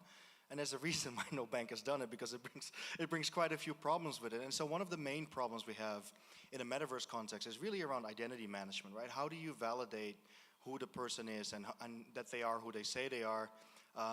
If you're in the Web3, and Web3 really, for those of you who are maybe not that familiar, the kind of broad group of blockchain technologies, crypto, NFTs, right? And a bunch of other different things that I don't necessarily want to get into, but it's very easy for people to hide their identity, and it's actually quite common, culturally in the Web3 space to do that. In fact, I have, the idea of your government name being known is called doxing, and so I have an undoxed account. And so when I interact with someone, how do they actually know that I am who I say I am? And we were talking a little earlier how at the core of it, a lot of this is just a human problem. You know what the biggest issue is we face as a bank from an information security perspective? Forget technology and everything else. It's fake WhatsApp messages that our staff gets from the CEO asking them to buy vouchers, right? And then making it very, very urgent, and it's typically more junior staff, and so they don't know the CEO that well, never got a message from him, and so they just want to comply with that, and that's one of the biggest issues we have. If I look at the world that I'm kind of opening up now, it just becomes infinitely more difficult when you're talking about wallets and you're talking about identity management in a Web3 blockchain world. And so for us, the number one problem is how do we prove, right, to our customers that we are who we say we are and that they think we are, and how do we validate that our customers are actually who they are? A big thing, some of you may know the central bank is doing this big effort around central bank digital currencies. One of the first focus points is this corridor with India for trade. And so that makes a lot of sense, but at some point when you start using blockchain technologies for trade, you got to understand, like, how can you validate that the party on the other side is who they're supposed to be? And so that's one of the bigger issues that we're dealing with. And so that leads on to one of the things that you see quite often in this arena at this moment in time, particularly post-COVID, because it was a COVID-related problem at the time, which is how do you authenticate that the person is a genuine person? So it became a very, very popular thing to use video calls and get them to hold up their passport alongside them. Hi, this is me, I'm Owen. And now you see the next generation of that with certain apps. I signed up for a new bank account a couple of months ago, and it does a liveness check. So I hold my phone up and I go, and it decides that I'm a human being. But I've actually seen a couple of different apps that are doing this liveness check, and the first thing I run into is that they all do it exactly the same way. So how long before somebody comes up with a way to bypass this as well? Right? So one of the things I'm kind of curious about is, you've just mentioned the fact that we're going to have this new corridor with India. We're going to have, obviously, cross-border trade. The whole point of this is that we shouldn't have to have people flying between the two countries in order to get stuff done, right? That kind of defeats the purpose. So in that situation, we're going to run into a problem with, how do we uniquely identify people? How do we bring them to the table in such a way that, and continue to do so? Because the WhatsApp example that you used is an example of a common type of attack that happens. I would call it in the old terms a man-in-the-middle attack, which is everything from you get a sudden email from somebody you deal with regularly giving you new bank details where they want the money transferred to instead, etc. So this becomes a new wallet that they want to transfer to, etc. So in the security space, the one thing I will say is we're not noticing any change in the MO. There's a change in the technologies used, there's a change in, but what we're not seeing is we're not seeing any change in terms of what people actually do, because it's exactly the same attacks that have been used for years, just using different current technologies, whether it's WhatsApp, whether it's asking you to send the money to a different wallet instead of the wallet you were doing, instead of bank accounts, etc. So, I guess as somebody who works in the innovation field, right, what do you see as being probably the next big thing that's going to come in terms of tech trends that is going to require us to rethink how we approach the whole world of security? That's a big question, huh? So, I like asking big questions. Look, it makes it easier. I don't know how many of you are kind of like following the news around deepfakes and AI, and I'm sure you do, because even if you don't, everyone around you will. It's all over LinkedIn, right? And so this concept of generative AI, whether it's text to image, text to video, text to voice, for those of you who know Kanye West, for instance, as an artist, or Drake, or whoever, Adele, whoever that may be, whoever you like, right? People now have the ability to fake complete songs made by this artist using just AI tools. And so, I think it was a year ago or something, a year and a half ago, there was this influencer in China. I want to say China, might be Korea, so don't hold it against me. And this person was incredibly successful as an influencer until people found out that that person was completely fake, completely AI generated, right?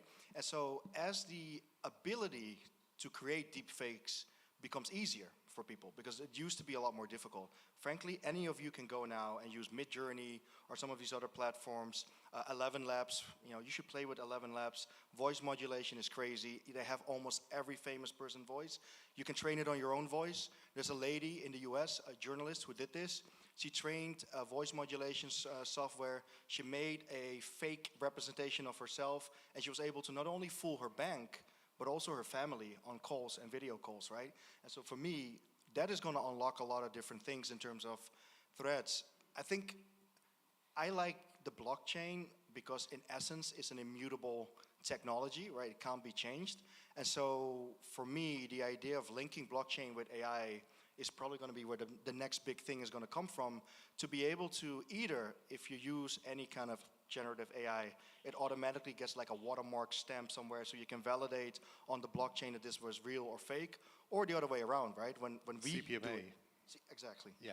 So you want to talk about that more, because you're more of an expert than I am. Not really. Again, it's nothing new in terms of what it is. It's just a different application. It's basically using the blockchain to store a cryptographic signature for a video or otherwise that you generate to say that this is actually a genuine video. You know? And technologies like this are going to become more and more prevalent, because if we go back to what we were talking about previously, with the level of deepfake capability now, it's only a matter of time before you can basically have a full conversation and not realize that this isn't actually Geo, it's a deep fake that's sitting here beside me. You know, but in the video world, preferably, hopefully, not in the real world for a while. You know, but these kind of, you know, so again, it's a reapplication of a traditional method, but for the modern world, you know? And that is going to become more, but again, how many people had heard of CPMA before I mentioned it there today? And this is the problem. So, not your fault, but this is when you've got a rapidly evolving landscape, it becomes very, very hard to keep up with these technologies. I'd like to say I am a deep expert in CPMA, but I will be 100% honest and say that I actually heard about it on a Wired Security podcast about a week ago. So it's, you know, and this is part of the problem. You know, as an innovator, you are constantly, you know, your life is basically constantly looking for the new and the different. As a security professional, I'm lucky enough that I get some time to spend on looking at the new and the different. As security professionals working inside organizations, it becomes a little bit more difficult because you're dealing with the day-to-day. How do you keep up, and how do you know, catch up with what's changing in the technology space? And you know, I guess one of the hard parts here is, as you said, you have wonderful people like yourself that come along with strategy and innovation. It depends on who you ask. My cybersecurity team does not think I'm wonderful at all. You see, part of it is a mindset thing, because it's about, you know, obviously if you're coming along and coming up with new things that you want to do, then that means that I have to evolve my game to keep up with it. And that's part of the reason I got into this profession in the first place, is because it's about learning, it's about growing, and it's a constant journey. Yeah. And I have to give credits, guys. I crack jokes, but the truth is, obviously, I have a really good relationship with them, and we have to, because at the end of the day, you know, I can't push something that either my control functions, whoever they may be, either understands and endorses, right? Because there's obviously risk. Now, my job is not risk. My job is to sell, right? And so you have this natural conflict. I will push through as much innovation as I can, but ultimately, I'm not going to be the one who's going to be accountable when things go bad. And so we've kind of developed this working group where we do this.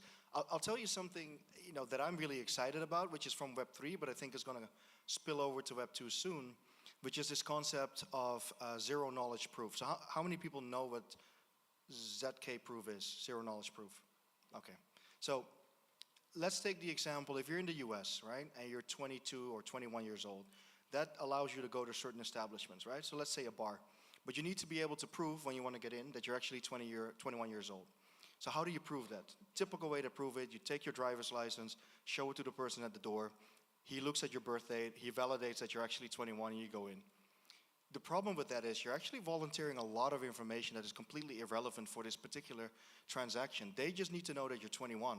By giving them the driver's license, they now have your full government name, they have your birth date, they have your actual address where you're registered, and they know that you have a driver's license, right? And it might sound trivial, but what the point is, we continuously volunteer a lot of data points just to prove one specific data point, and that obviously, at least in my opinion, is where a lot of the kind of people with bad intentions prey on, because that information is out there. I'm not even going to talk about what people volunteer on social media and everything else. We were talking a little earlier before we got here, just a very simple anecdote. A friend of mine yesterday was trying to change a ticket with an airline, I'm not going to name them, and so he was doing it on the phone, and they actually asked for his credit card details, expiration code, the 3-digit code, and his address, right? And so my friend is giving it because in his mind, I have a problem to solve. I need to get my flight changed, so I'm going to do this. And I'm like, you just gave him everything to train. I see a head shaking, but I see this all the time. So. Yeah, and that's, I think part of what we see is, to your point earlier, right? There's many new technologies opening all kinds of new ways for people to attack the innocent and prey on people who may not be as knowledgeable or experienced, but at the same time, I think the underlying behavior has been there for a very, very long time. Whether it's social engineering, just calling people up and asking for their passwords, I'll give you one more example. There was a wallet, Web3 wallet. I don't know if anyone is in NFTs. There's this one particular individual that has literally over $10 million in monkey pictures in his wallet. And so it all got stolen. And he posted it on Twitter because he wanted to warn other people. And so people were like, oh, what elaborate scam, because this person is very, very deep in this space. Well, guess what? It was just a social engineering hack where they played on his vanity. They send him an article saying, hey, we're this company that wants to do a profile on you. Just download this little game that we're developing. If you can test it, we'll pay you a lot of money. In fact, we'll pay you $10,000 upfront, right? So you know we're legit. And they had like massive amounts of Twitter followers. The moment he downloaded that, it gave them root access to his laptop, and they drained everything, right? And this guy knows exactly what he's doing. He's like, I never saw it coming because I got so sucked into the idea of I'm getting money, and so he completely forgot the basics. He was looking out for sophistication, where people just went with the simplest, like, let's see if the front door is open, right, rather than trying to break it open. Yeah, and unfortunately we see this still happening again and again and again. I was involved last week in an example where somebody lost a substantial amount of cryptocurrency, and basically the way it happened was, again, they established a rapport, somebody met them in person, they thought they knew who this was, they sat down with them, and then they got on a call with them, and the guys were going, okay, so if you're going to transfer it to us, you should probably put it in a different wallet just for safety. And then they very kindly sent them a link to said wallet, which just happened to be an exploited version of the wallet. And surprise, surprise, their money disappeared. But this is, I think the key thing here is, there are a lot of positives coming with the new technology. I mean, I love the fact that now I don't have to write proposals anymore. ChatGPT does it for me. But, but there are also a lot of negatives coming in terms of it makes it so much easier for people to create deep fakes, scripted. I mean, we had an example we were talking about earlier of a BBC reporter, Dan Simmons, bypassing a well-known Asian British bank's voice authentication. I don't know why, but how many people here remember the movie Sneakers? See, I'm showing my age. Wow, there's one hand. That's depressing, but yes. Sneakers was one of the original hacker movies, and in it there is a very famous thing, which is, my voice is my password. And this is, somebody obviously had a sense of humor when setting up this bank's authentication, because that's literally what they get you to say. So this reporter got his non-identical twin brother to phone up, and he was able to bypass their security because it recognized his voice as being his brother's. I have two kids, a boy and a girl. They're 13 months apart. They look alike, but sufficiently different, as in he's big and a boy and she's small and a girl, but yet they can both use each other's Face ID to get into their iPhones. So if you can do that with a familial resemblance, it's only a matter of time before deepfake technology gets good enough that this becomes a reoccurring problem. So how do we authenticate people then? Yeah, look, I'm just going to assume that most of you work in cybersecurity or information security in one way or the other.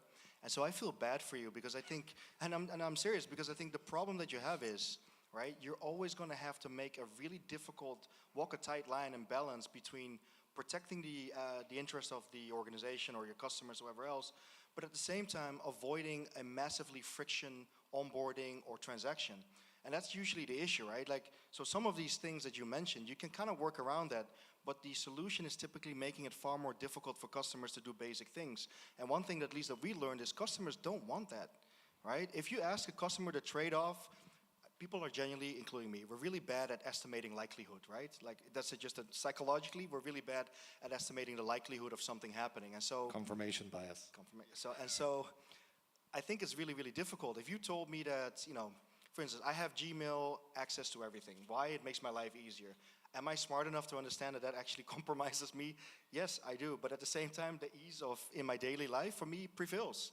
And my sense is that many people prefer that. And so I think as these technologies become more widely adopted, it's going to get increasingly more difficult, not the technology, because you guys are all smart enough to manage that.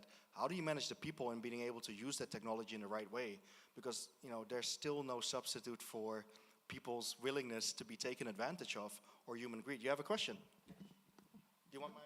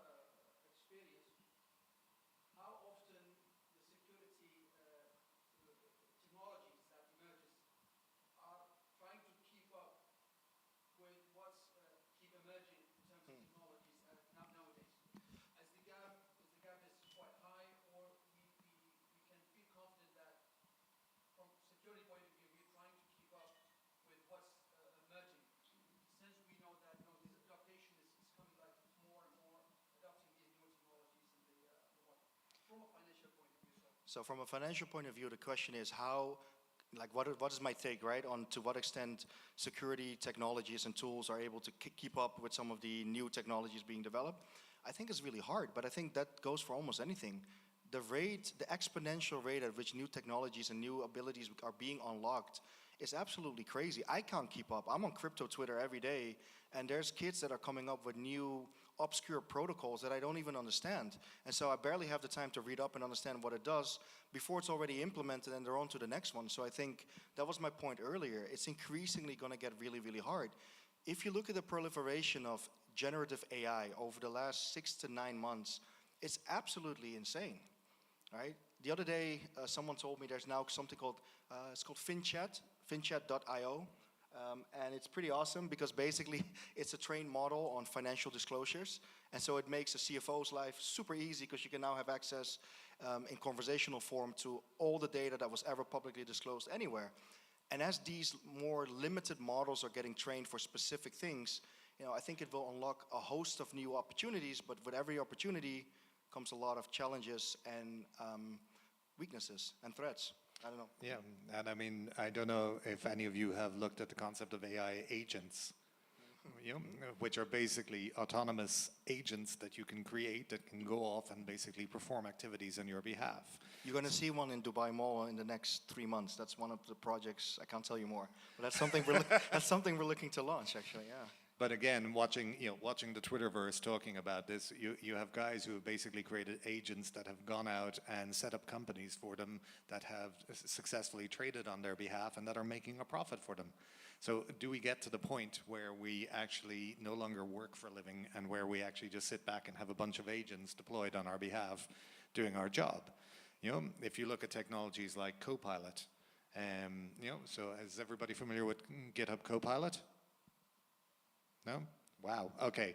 So this is a really interesting one because Copilot is effectively a coding AI, right? That plugs into your development environment, your IDE, and it basically, it's from GitHub, which is obviously Microsoft, and it basically helps you to write code.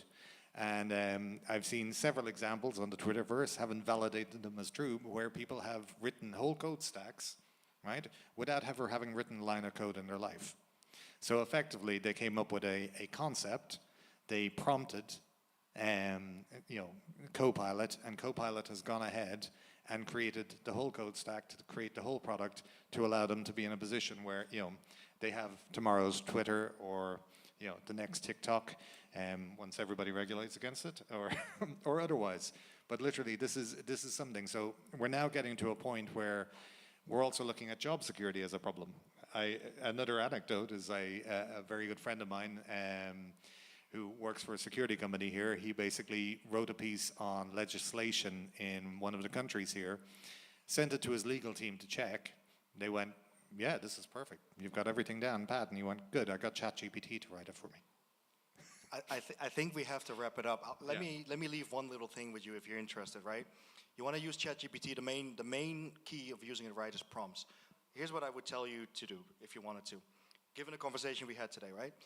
You tell it that imagine that you're the world's leading expert on cybersecurity, information security, whatever it is, with a PhD from Stanford, right, or a double PhD from Harvard and Stanford. And you have read everything that you need to read about the topic.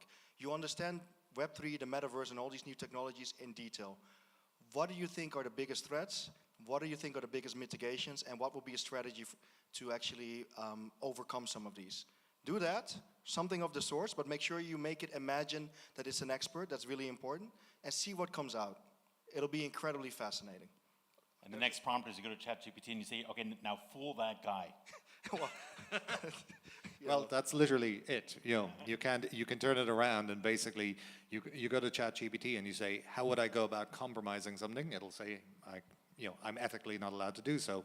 But you can turn around and say, if I want to, how does the security of X system work? Right. Yeah, I mean, it's funny. I saw an interesting ad. It wasn't New Yorker. It was a New Yorker type ad where it's like people using ChatGPT for a good purpose. There's like two guys in line. And then there's another one, is people trying to fool ChatGPT, and there's a whole long line. We're still at the part where we're like trying to spoof it rather than use it, but it's a great tool. So anyways, It's a fantastic tool. Yep. Big round of applause for our fireside chat. Thank you, Giovanni and Owen. Thank you. Have a great day, everyone.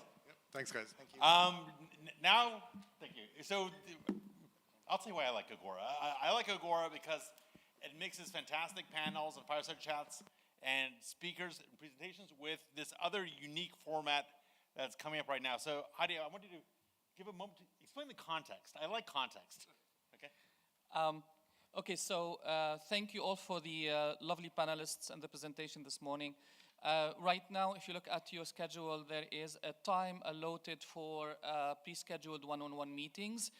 Every single sponsor that is present with us today have a table in the adjacent room with their logo on it, so you can find it very clearly. There are already booked meetings between what we call corporate buyers, so people that are in charge of cybersecurity defense in their own organization, to meet with the various sponsors, the various solution providers that we have here, to see how they can help them with their challenges of cybersecurity. So these meetings are already pre-arranged and pre-scheduled. So if you have a meeting, please make sure that you attend the meeting, because this is really the core of our offering for our sponsor. If you don't have a meeting scheduled and you would still like to speak to one of our sponsors, please do talk to one of our team members. They will be more than happy to arrange a meeting for you. So those who don't have meetings right now, and you're more than welcome to, there's a coffee break right now that's going to be served. It's a great opportunity to network and talk to your colleagues. After that, at around 1 o'clock, 1:15, we're going to be serving lunch here in the foyer. And then after lunch, we will continue with the conference program. Thank you. Thanks, everyone. Give yourselves a round of applause and enjoy your meetings, and then we'll see you at lunch. Thank you.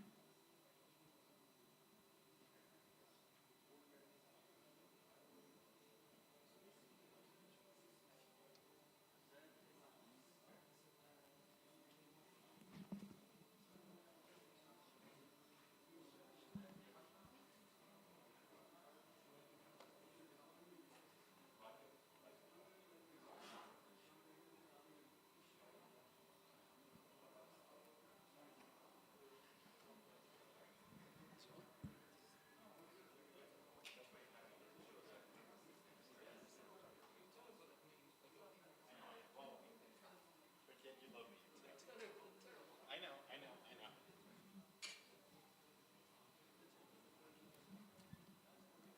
All right, folks, we're starting in just a moment. Or now. Yeah. Okay, fine.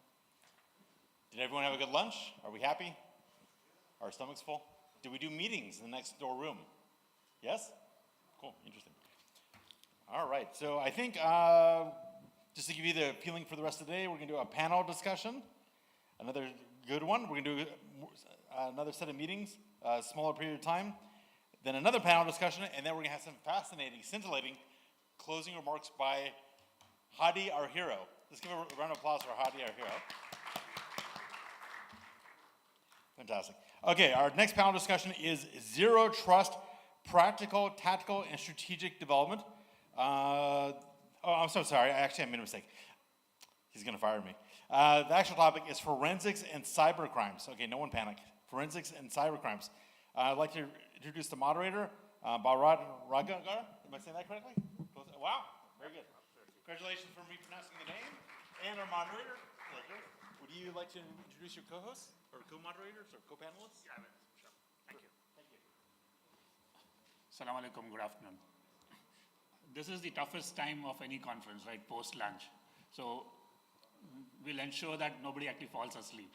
And two ways of doing that: yes, we actually have an elite panel members, but also I would actually encourage, the audience to actually participate so that we are all sort of able to share and care, right?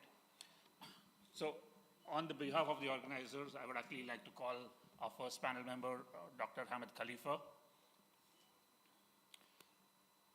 Dr. Khalifa is from the Abu Dhabi Police. He's actually been a veteran for close to 20 plus years.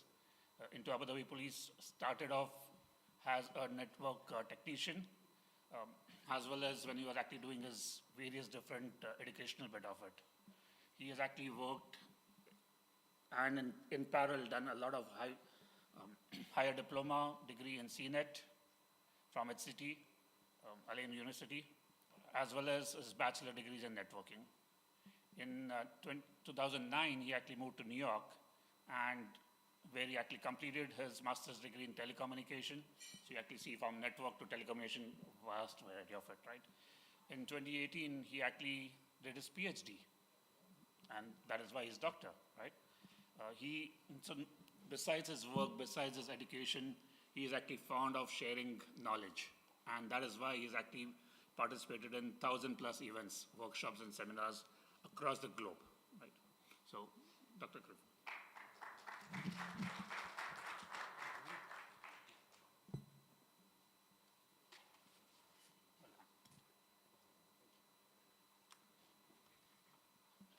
Our next panel member is Mr. Ahmed Taraweh. He is from Dubai Police. His expertise is around digital and business transformation in the latest of metaverse, digital twin, AI, and Web3. He is a data science professional, developing business around civil engineering, and a project manager practitioner. Welcome, Ahmed.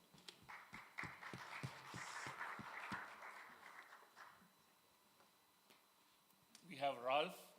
Ralph is the CEO of Owlgaze, a cybersecurity software company from Canada. Right?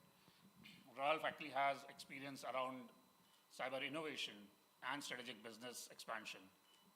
Prior to Algaze, he was actually prominent and successful with Deloitte in Canada and Hong Kong. So welcome, Ralph.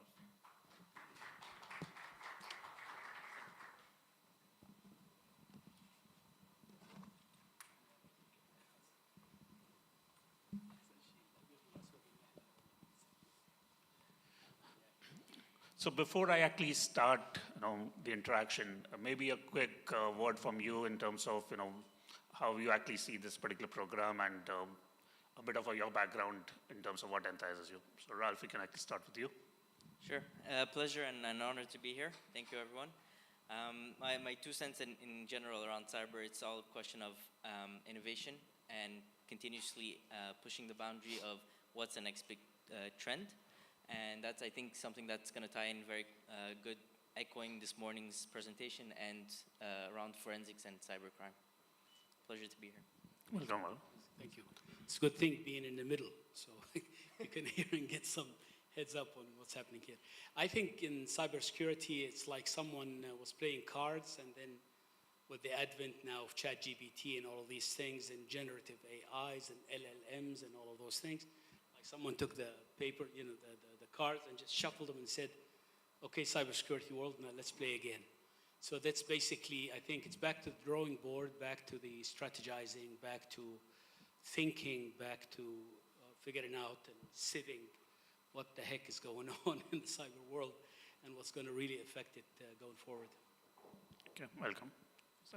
Assalamu alaikum wa rahmatullahi wa barakatuh. Thank you for attending and being part of Cybersecurity Congress that organized by Aruba. And thanks a lot for Mr. Hadi Malaa for preparing and organizing this such a wonderful event. From my perspective, Bharat, I would say the vision of the country is safe and secure.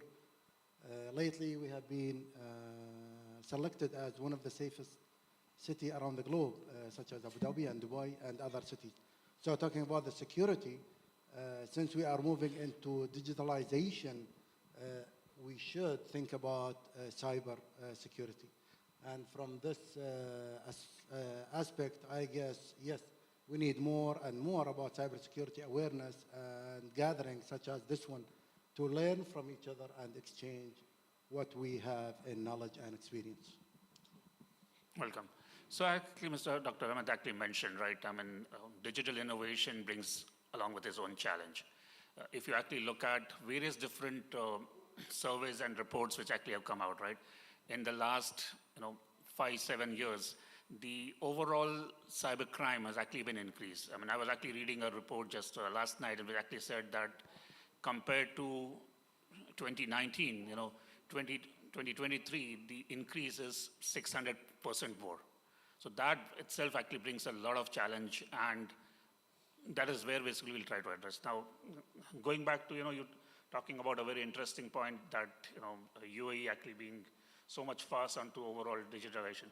What do you see the major concern, from a cybercrime perspective, especially, coming from the Abu Dhabi police bit of it, your view around it? Just one disclaimer, I think, which I'm sure everybody will actually talk about, but whatever we actually discussing about is more in the personal capacity and may not really be from an organization perspective. Indeed, thank you, Bharat. This is the most important question. How or what we do consider as a cybersecurity crime.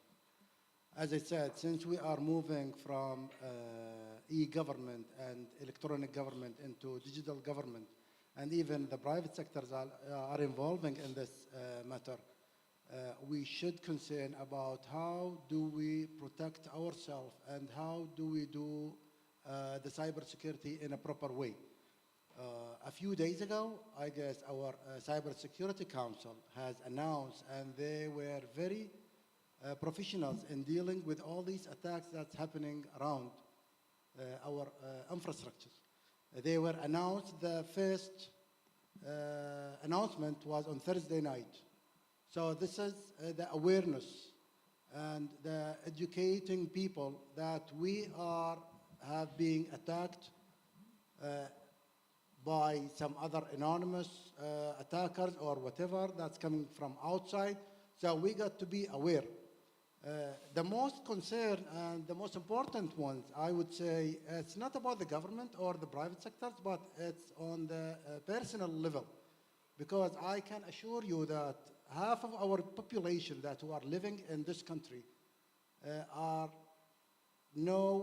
aware of what is the cyber crimes or the cyber security initiatives and aspects and tools as well. So everybody's using smartphones. Everybody's into this digital transformation journey, the private sectors or even the government sectors. And the smallest labor that we do have has to go through the UAE pass or whatever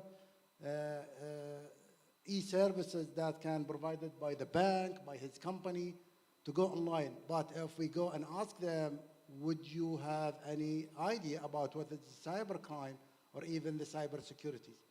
Also, we can go into our youth and the generation people who are more involved into these technologies.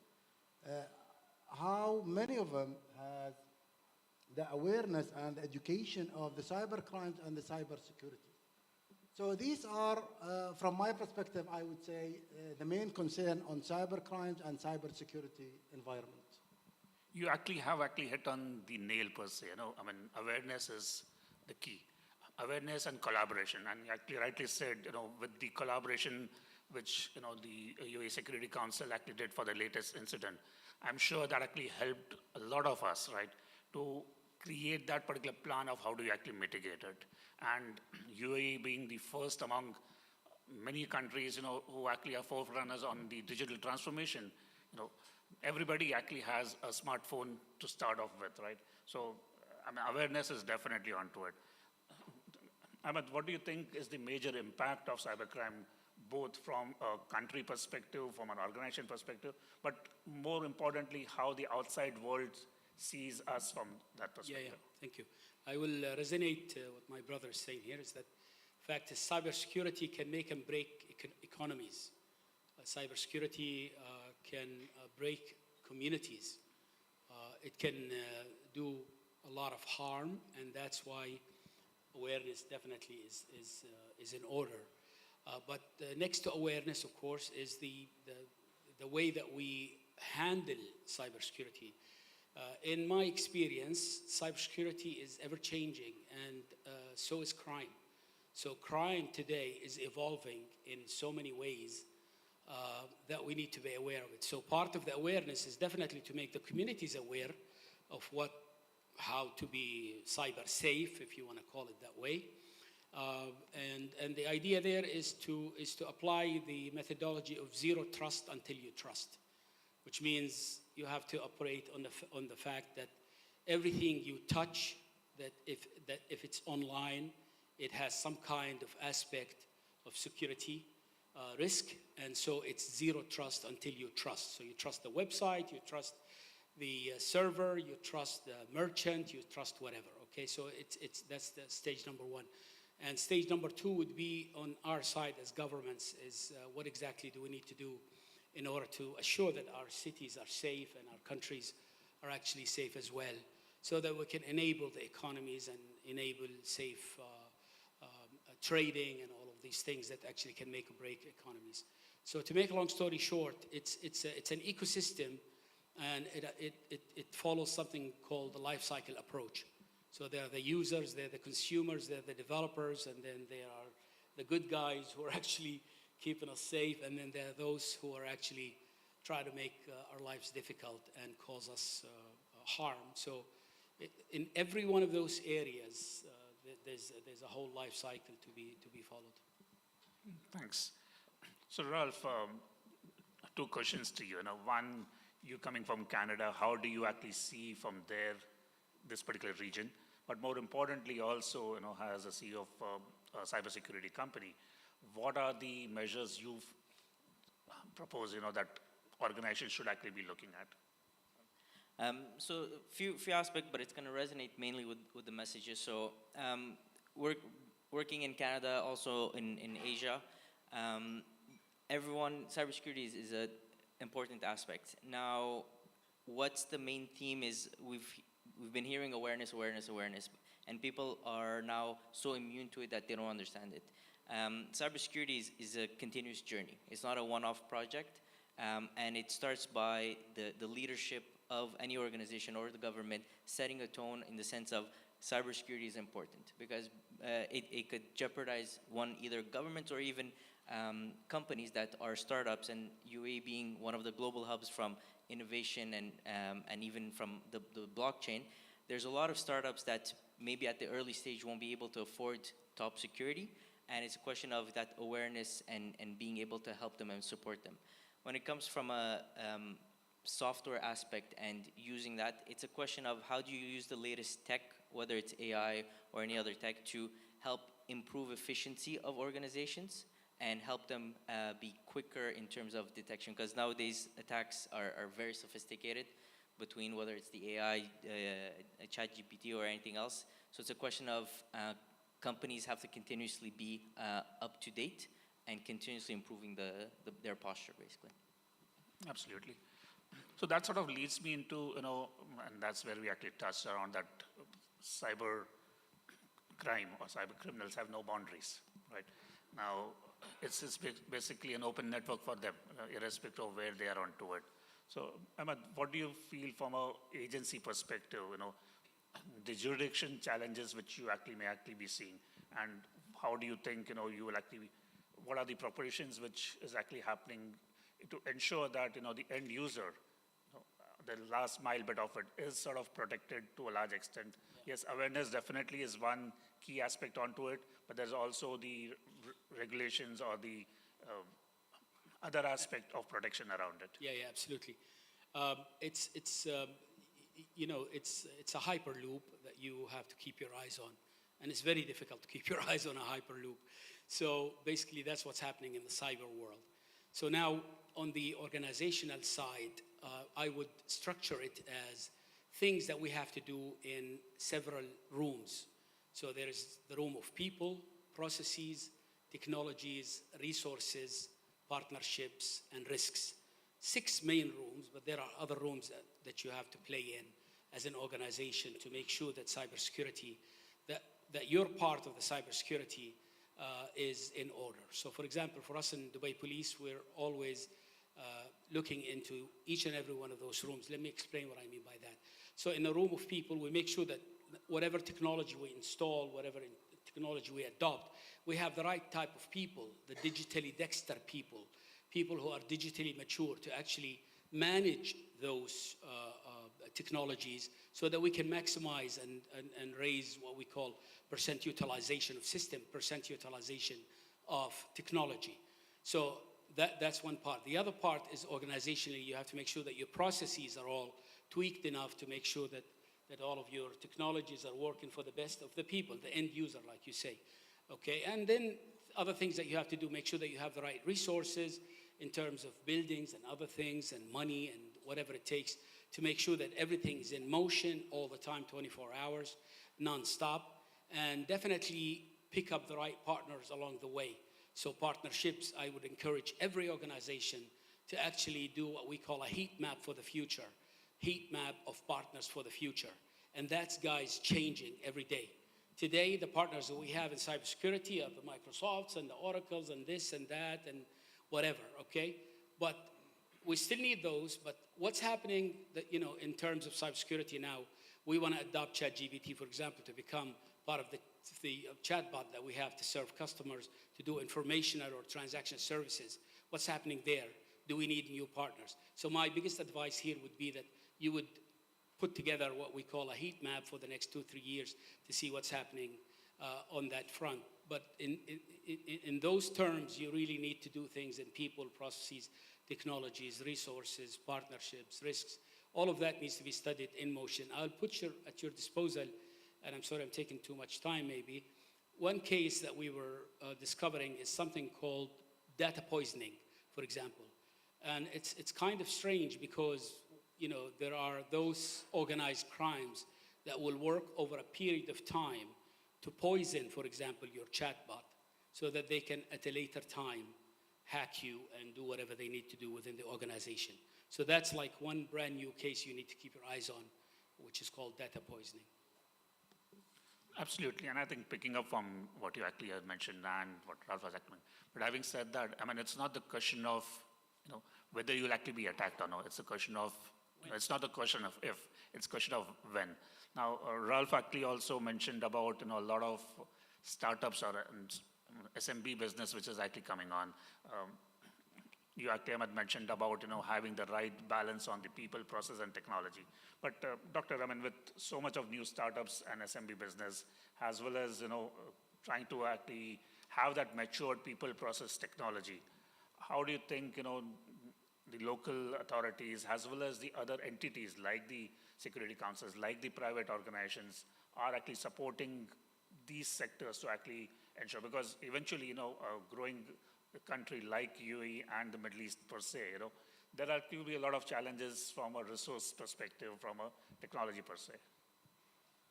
Yes, well, focusing on all these data and the information that provided by Ralph and Mr. Ahmed, I guess we are one of the countries and the nations that has more immigrants and people who love and like to live and work in United Arab Emirates. And I guess, Bharat, you are one of them. You went to the States, you lived there for a couple of years, you didn't like it, then you came back to UAE. And this is a challenge today with Ralph. He's Lebanese-based, Canadian nationality. I told him just to come over here, live for 30 days, and then you will love it. You will forget about Canada. So coming back to UAE, I guess the leadership and the wise guys that we do have in our federal and local government are giving more trust and more support for almost everyone who lives and even abroad. One of the initiatives that we will keep talking about is 1 million Arab coders and programmers. I guess since a few years ago, the market has faced shortage in some of the professions. And I guess the coders or programming is one of the aspects that we are always looking for. Looking for more programmers these days, it's kind of digging for gold. Every single company, either private or government sectors, are looking to enhance their services, such as the chatbots, applications, more services. Where are those guys are coming from?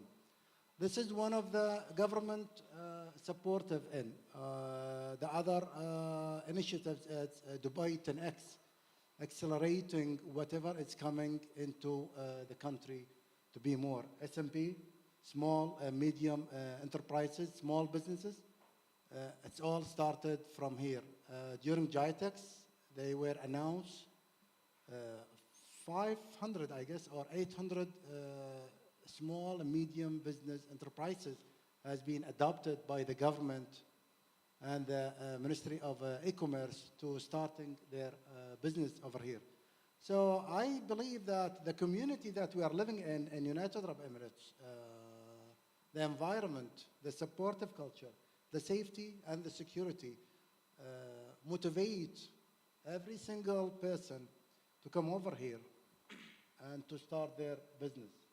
I guess there is no more aspect than safe and security to look for in the globe so far.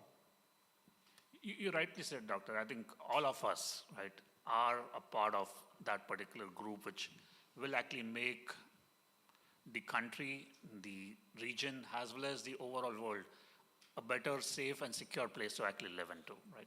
Now, Ralph, a quick bounce back to you onto it, right? Like with the new advent of new technology, like the Web3 and digitalization, all those. Despite moving that into a fast pace, despite so many security professionals and tools actually being there, you would actually have seen in the last couple of years there have been trillions of dollars which are actually lost because of cybercrime, because of hack or the ransomware. Now, having said that, business then sort of starts thinking that despite investing so much, there is still these challenges. I don't think any CEO or CFO can actually have a good sleepful night today, with these kind of challenge. What is your two pointers in terms of how does business strike that particular balance between investing in the right people, process, technology, vis-a-vis, the risk appetite. I'm actually going to resonate on a point Mr. Ahmad mentioned around partnership.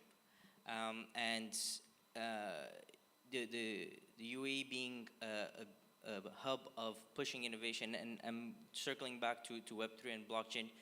We have clients in this sector, and a lot of innovation is going to be there, and it's a question to your point. If we just look at stats in 2022, financial losses due to cyber breaches in the DeFi, in the crypto blockchain, was estimated at $3.2 billion. That's huge. And if you think about it, that could basically also eliminate a lot of the small players that had the good intentions of building, innovating, that can't sustain themselves anymore. So it's a question of the entrepreneurs that maybe they don't have the cyber background, but the business aspect, to be cautious that the smallest cyber attack could basically disrupt all their operations in terms of their IP and a lot of things. And starting from the beginning, partnering with cyber experts that will help them build the journey, build the foundation. Because like I mentioned, cybersecurity is a journey. You have to build the foundation and keep always improving it. And partnering with strategic companies, whether it's the software or the consulting, could help enable the SMEs, instead of fully having it in-house, being able to leverage that ecosystem. Okay. So Ahmed, having said that, putting all of those controls in place, right, we still see that incidents actually happening, organizations getting compromised, and then there is this legal aspect of, when organizations actually have to report, it actually goes through a good due diligence, but many times it is time consuming, as well as it's a reputation to an organization. So in one way you actually have the legal obligations, the other way you actually have your business priorities.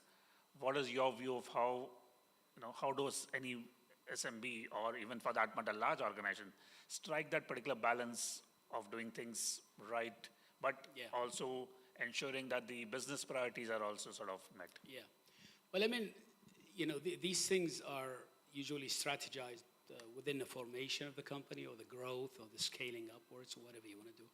So if you're just starting out as an SMB, obviously you'd have to do some kind of enterprise architectural mapping against how much security do you need against the services or products or service plus products that you have. So it's basically an exercise of enterprise architecture. And that gives you what exactly you need, but then at the same time, it should be balanced with what we call a benefit realization matrix.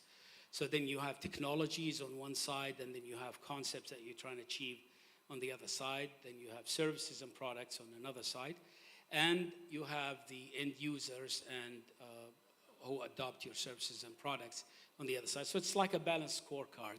And what you do there is you just do a benefit realization matrix between how much security you need and what solutions you really have to put in place. I do actually donate my time a lot for growing what we call micro businesses across the Arab world. And I'm part of an initiative to grow 1,000 micro businesses across the Arab world, particularly in blockchain, Web3, metaverse, ChatGPT kind of things and so on. So I see a lot of mistakes. They come to me sometimes and they say, we'll put it all together. We're going to go for zero trust. I say, hold your horses. Zero trust is a concept. Okay, first of all, it's not a technology. Okay, and it's 8 domains that you have to look at and stuff like that. Do you really need a zero trust right now? So basically, it's a matter of balancing what you really need to achieve against your products and services in what we call an enterprise architectural mapping type of exercise and a benefit realization. That puts it all together for you, and your start is there. But then you need to keep in mind what exactly is your scaling and growth, sustainability planning, and all that stuff goes in place. So to grow your cybersecurity into what you need. You rightly said there are so many new jargons which actually are thrown, and people sort of want to and tend to follow because that's basically the talk of the town, but without really realizing what is the impact or how do you actually achieve that. But more predominantly, the first thing is whether you actually need that.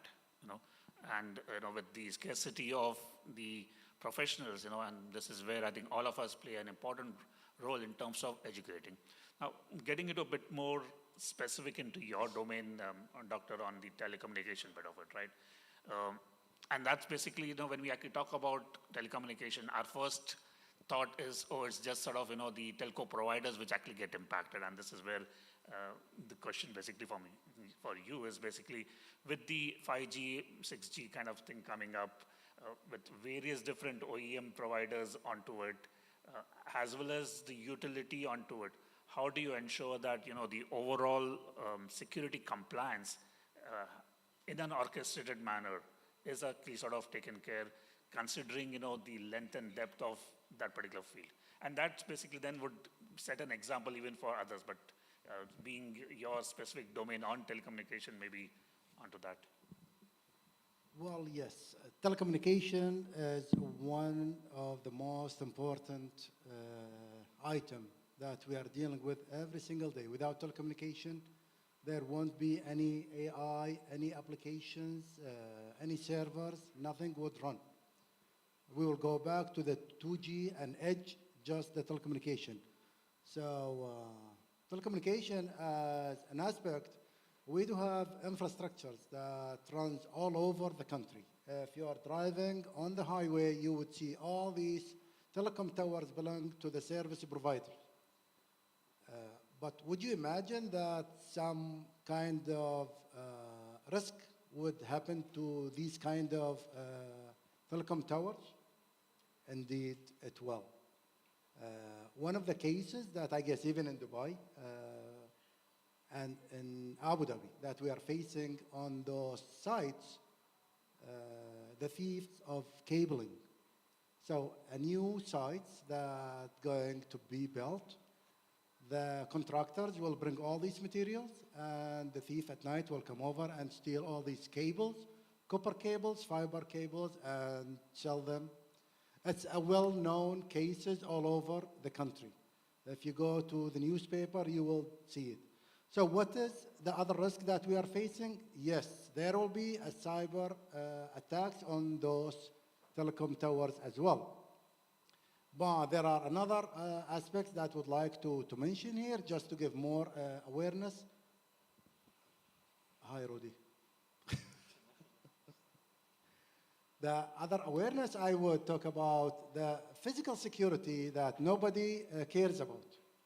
All these telecom towers are spread all over the country. You would see them on the desert, near the farm, next to the beach. But what kind of physical security those sites has? There are CCTV cameras, alarm system, and other aspects, locks.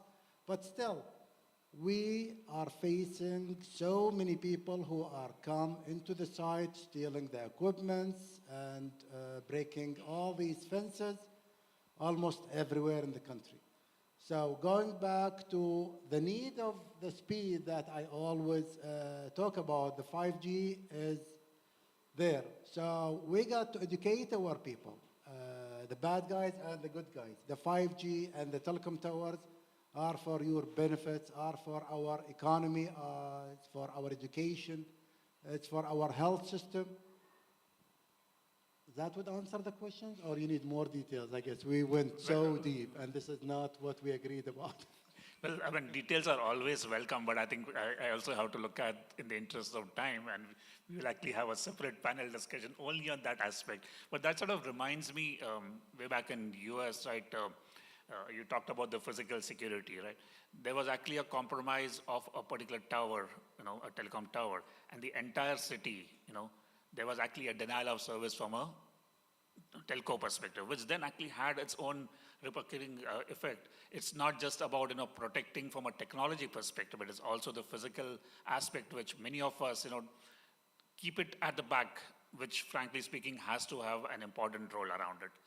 Before I sort of shoot up my last question, any questions from the audience for our panelists? Yeah, if you can just have a mic, please.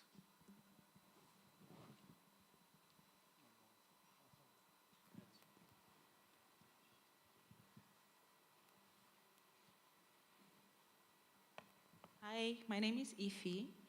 So I just wanted to ask for the awareness that how aware people are about information security, especially in the UAE.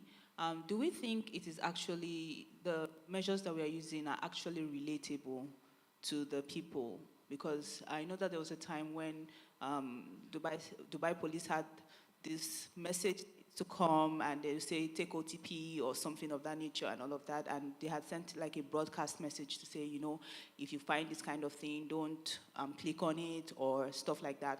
Well, I'm just wondering that down to the common man on the street, some of the strategies that we use in terms of cybersecurity awareness, how relatable is it? Do you think it is those strategies that we're using are actually relatable? Are there better ways that we can do it? Because Dubai has like so many touch points where they are interacting with the residents from time to time. Should we consider gamifying some of these things? Should we consider, you know, putting in some kind of other measures that, yeah, are relatable? Amazing question, by the way. That's one of the most common crimes I think we committed now is that you receive a call and it says, you know, I'm here, and it's the bank, it's this, and so on, yeah. So just to let you know, UAE is one of the first countries in the world to actually implement a manual on what we call digital maturity. And so now this has been implemented and adopted by the regulatory authority. And it's mandated that now all organizations, government and otherwise, actually study this and use it and measure digital maturity on their people and on their customer base as well. So basically, we have embarked on a new situation now where we are actually now mandated to actually measure how much are we taking digital maturity in terms of the city, in terms of the employees and all of that. So there's already, just to put your mind at ease, there is a plan that's been adopted at UAE-wide, and definitely Dubai is part of that. And so digital maturity is in order. But I would take it to something else called digital dexterity. Digital dexterity is a different world. Digital maturity is how I can use things and how mature I can become in this and that and the other. Digital dexterity is how to become actually good at living what we, you know, the way we're living today with all of this cyber world that's around us, okay? So that's another world.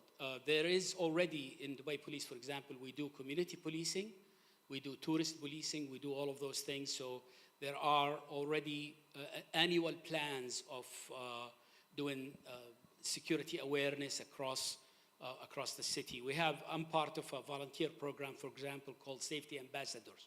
Safety Ambassadors, where we have several people from Dubai Police, for example, adopt schools. I have 4 schools that I go to and actually make sure that the kids are secure in terms of knowing what they need to know in terms of cybersecurity and dealing with the cyber world and so on. And there are so many other initiatives are put in place. We also have an e-crime platform. So basically, when people actually are subjected to that kind of crime or any type of e-crime, they can actually log their e-crime. And what we do there is many things.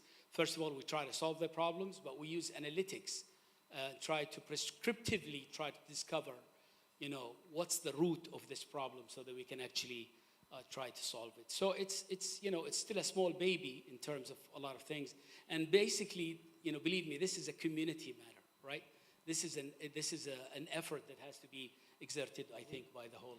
We all responsible, as what His Highness Sheikh Mohammed said at the beginning of the COVID-19 pandemic. He said we all responsible.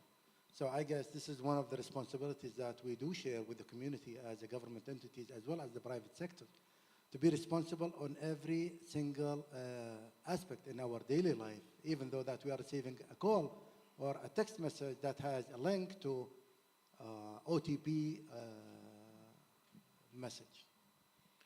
So taking on to a cue from that, right, and we talked about awareness and educating. But having said that, you know, and my final question, which will actually just go on a roundup kind of thing, with the international bit of it, like cybercrimes, actually, how do you see that the collaboration between different entities within the different countries, are actually onto it? Do you think it's matured, or we need to actually work onto it? And I know in interest of time, we'll have to keep our answers short, but yeah. We'll keep it short. I'm not cutting you off, I'm just standing here. Go on. I guess the cooperation lately has become more and more easy for us since the head of Interpol that's been elected and selected from United Arab Emirates, the General Major Dr. Ahmed Nasser Risi. So even before selecting him as being the head of Interpol, there were so many agreements that had been signed between the government of United Arab Emirates and other countries around the globe. And every single day we are looking at the Ministry of Foreign Affairs, signing a new agreement with the Ministry of Uzbekistan, Afghanistan, Mongolia, Angola, Tanzania, United States, in terms of fighting the terrorism and the cyber crimes thieves. That's interesting. Ahmad, your views? And the fruits are there. I mean, collaboration is one of the things that UAE has been really good at. It's amazing. I think it's a learning model. I think other, I'm not saying this because I'm UAE, but it's definitely a model to be learned from. I mean, look at the way they did the collaboration in terms of the passport becoming the #1 in the world now, and other collaboration models that they have adopted so that they can actually take the country into safe and secure, which is like, for example, for us in Dubai Police, it's safe and secure together. So this is the message I think that we're all trying to put together. It's safe and secure together. Absolutely. So Ralph, from an outside perspective, and we heard about the UAE view, but from a global perspective, what is your view? Does the collaboration really, are you able to see those collaborations over there, or I'm gonna keep it short since Gordon's looking at us. So basically, it's a Do I seem hostile? I'm just listening. It's a question where goes back to awareness. Awareness is there, but there's always improvements and areas of improvements, collaboration that will be done. And at the end of the day, it's a question of time to see how that evolves, basically. I'll keep it at that. That was good. Okay, big round of applause, please. Thank you. Great panel. We'll do a group photo. Now, just audience, out of curiosity, raise your hand if you got a fake EID phone call from someone being a scammer. Okay, now, with those of you with your hands up, keep your hands up if you had fun playing with that person and giving them a very hard time. Exactly. I mean, for me, the national sport is when you get those phone calls to just string them along and just tease them and then just give them an extremely hard time. So I think it's actually a good, I think we need to make a leaderboard for the person who teases those calls the most. How's that for a technique? Okay, please pass it along to the relevant authorities. All right. And by the way, obviously, I don't know if you can tell from my accent, but I'm from the United States. So we get those fake calls also from the IRS. The IRS, right? The IRS never calls you. They just send mean letters until they do something more. So, they call you up. They go, this is the IRS. You owe us all this money. You can go get some Amazon gift cards and pay with those. I'm like, I don't think it actually works that way. And then it's kind of fun. You ask them what their address is, and they get all nervous. Anyways, okay, next part is we have, Hadi, are you here? Okay, never mind. We're going to the next room. We're having a briefer session of those meetings. Please stick around. Please go to your scheduled meeting. And if you want to talk to one of the vendors or schmooze some more, please do so. Then we're going to have our final panel, and then we're going to have our exciting closing comments. So thank you, audience. We're on the final track for today, and hope it's been good. So go to your meetings and then come back. And I'm sorry, the next section is just 45 minutes, so it's pretty brief, and then we have our last panel discussion. Thank you.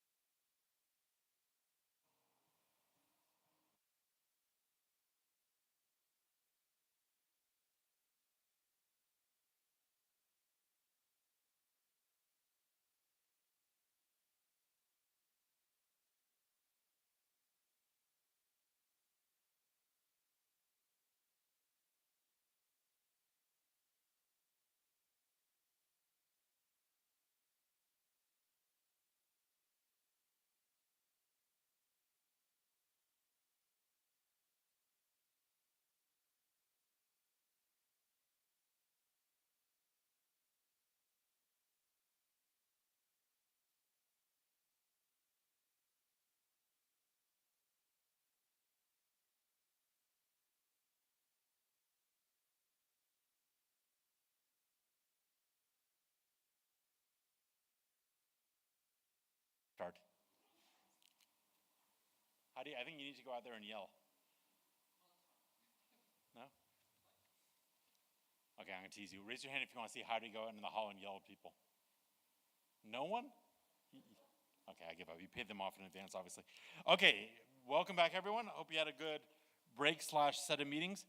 We're gonna have our final panel, final session, final moment of the conference. So we're gonna end up on a strong note. The topic is Zero Trust Practical, Tactical, and Strategic Development.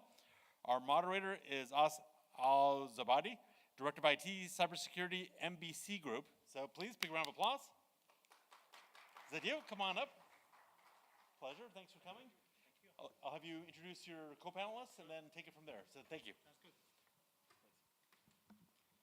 Good evening, everyone. So my name is Asal Zubaydi. I'm the Director of IT and Cybersecurity at NBC TV Network. For those who know, this is the flagship behind Shahid, Al Arabiya, and other Arabs Got Talent and the rest. So unfortunately, one of the panelists is running late. We have two esteemed panelists here. Let me first start introducing Somnath Sarkar. He is the EVP and Group CISO at Mashraq, with bank with over 35 years of experience. And he has successfully implemented large-scale IT security programs across the banking industry. And he is very highly rated as a public speaker on cybersecurity and privacy-related topics. Our second panelist for today is Mr. Abdulrahman Al-Sharibi, who is heading the Cyber Intelligence Center at ENOC. For those who know, ENOC is a leader in the oil and gas industry and brings more than 23 years of experience in managing and monitoring cybersecurity governance across multiple domains. I think we can start.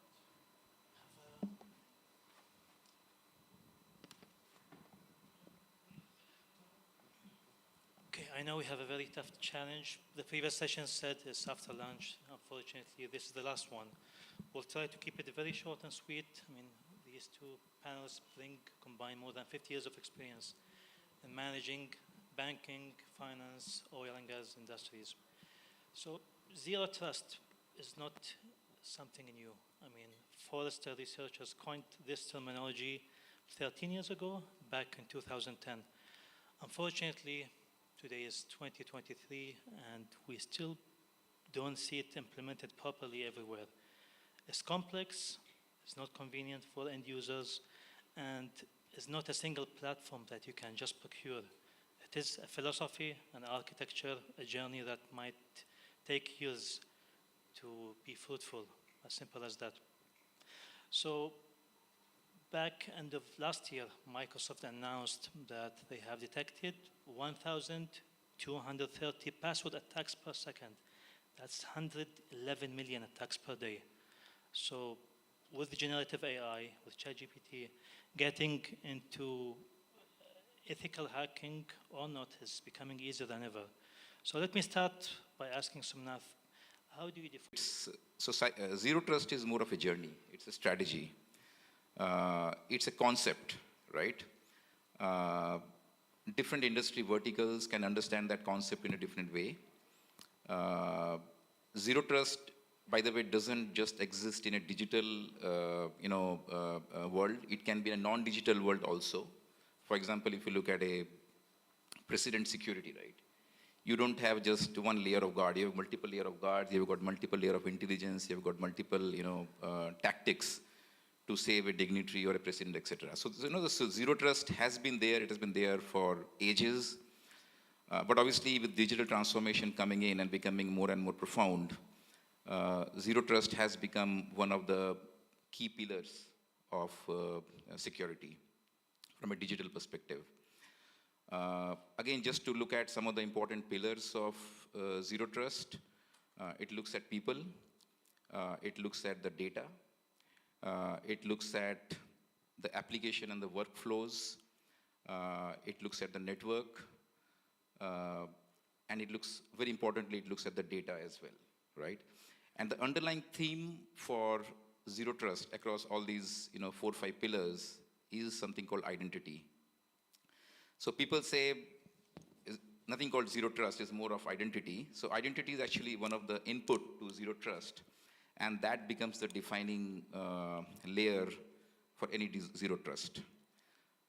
And just, if you're interested, just to get into slightly more detail, we are all talking of digital packets over here. So if as a people, I'm an employee of a company, of course I have my identity, I have my, which is as simple as ID and password, but that's not something that works in a zero trust concept. In zero trust concept, we talk of digital identity. We're talking of identity that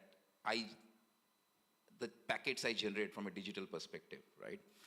So it can be a human being, it can be a data, it can be a device, it can be network ports, etc. So each and every component, these 5 components I mentioned, they generate digital data packets, and every packet has to have an identity. And again, as a concept of zero trust, we don't trust these packets. There is nothing called implicit trust in a zero trust concept. I trust them every time they get generated. I trust them every time they get processed. I trust them every time they pass on from point A to point B, right? So that's how it is. You can implement zero trust in a very simplified way, and you can get obviously more and more complex. And I think the whole idea of zero trust is going beyond your perimeter security and looking at what lies beyond, right? Because your users, your customers, and all your, third parties, etc., they don't sit within your perimeter, in today's parlance. They're all sitting outside your perimeter, right? So the whole idea of going beyond a perimeter and then trusting everything that's going on within the ecosystem. Brilliant. Thank you, Sunath. Back to you, Abdurrahman. What do you consider is the most crucial component for creating an effective zero trust architecture and environment? As what Sumant he mentioned in the beginning, zero trust will cover different pillars. This will be on data, on network components, as well as on people. We call it also for process and technology. So we have different layers. So you have from data, network, infrastructure, application, endpoint, and identity. The correlation between these main components, you can achieve the zero trust as a strategy, because you need to define it as a strategy, then you can handle these components, or let's say the main pillars, across your implementation or across your the journey of zero trust. So these are the main pillars you need to consider and components in your implementation in the industry. Thank you. Sunath, back to you. Now, working at Mashriq Bank, being a leader in this sector, there is a stereotype that with advanced security controls, you lose convenience. So how does that work? How do you maintain user buy-in, a user-friendly operating procedure while having zero trust, where you assume a breach, where you never trust any request? So any zero trust journey has to look very simple, right? If you make it complicated, the acceptance will come as an issue. People will say, no, sorry, I'm not going to do like this, right? So any zero trust journey has to be very simple. Of course, it is doing its job on the back end, but to the front end user, it has to be very simplified. It should be actually more simplified than his current, the way he works today. So it has to simplify his life. It has to be adaptable to the organization. There's no point designing a zero trust journey which is very complex, which makes it so difficult, because zero trust is, again, integrating several layers of these pillars that we mentioned, right? So the more complicated you make, the more time it takes, the more money it will need to implement. Of course, you can do that in a phased manner. But to start with, it has to look very simple. It has to be very easily implementable. And I think what is most important thing is while you're going through the zero trust journey, you need to have buy-in from your Intel employees, customers, etc., and most importantly from your leadership team, because at the end of it, it has to deliver its business value, right? The whole idea is, we are making the life of our internal employees easier. We are giving our end customers a safe and secure way of using their applications. And obviously, it has to be very frictionless, because the moment customers see more friction in logging in or maybe changing their passwords too often or whatever, obviously, they're not going to like it, right? So again, just to summarize, keep it simple, keep it adaptable, and let it evolve with time, rather than implementing a big program in one go, make it in a very phased manner so it can be easily managed. I can't agree more. It's all about buy-in from top management. They have to start endorsing this journey, as simple as that. Now, Abdulrahman, a few years ago, life was simple.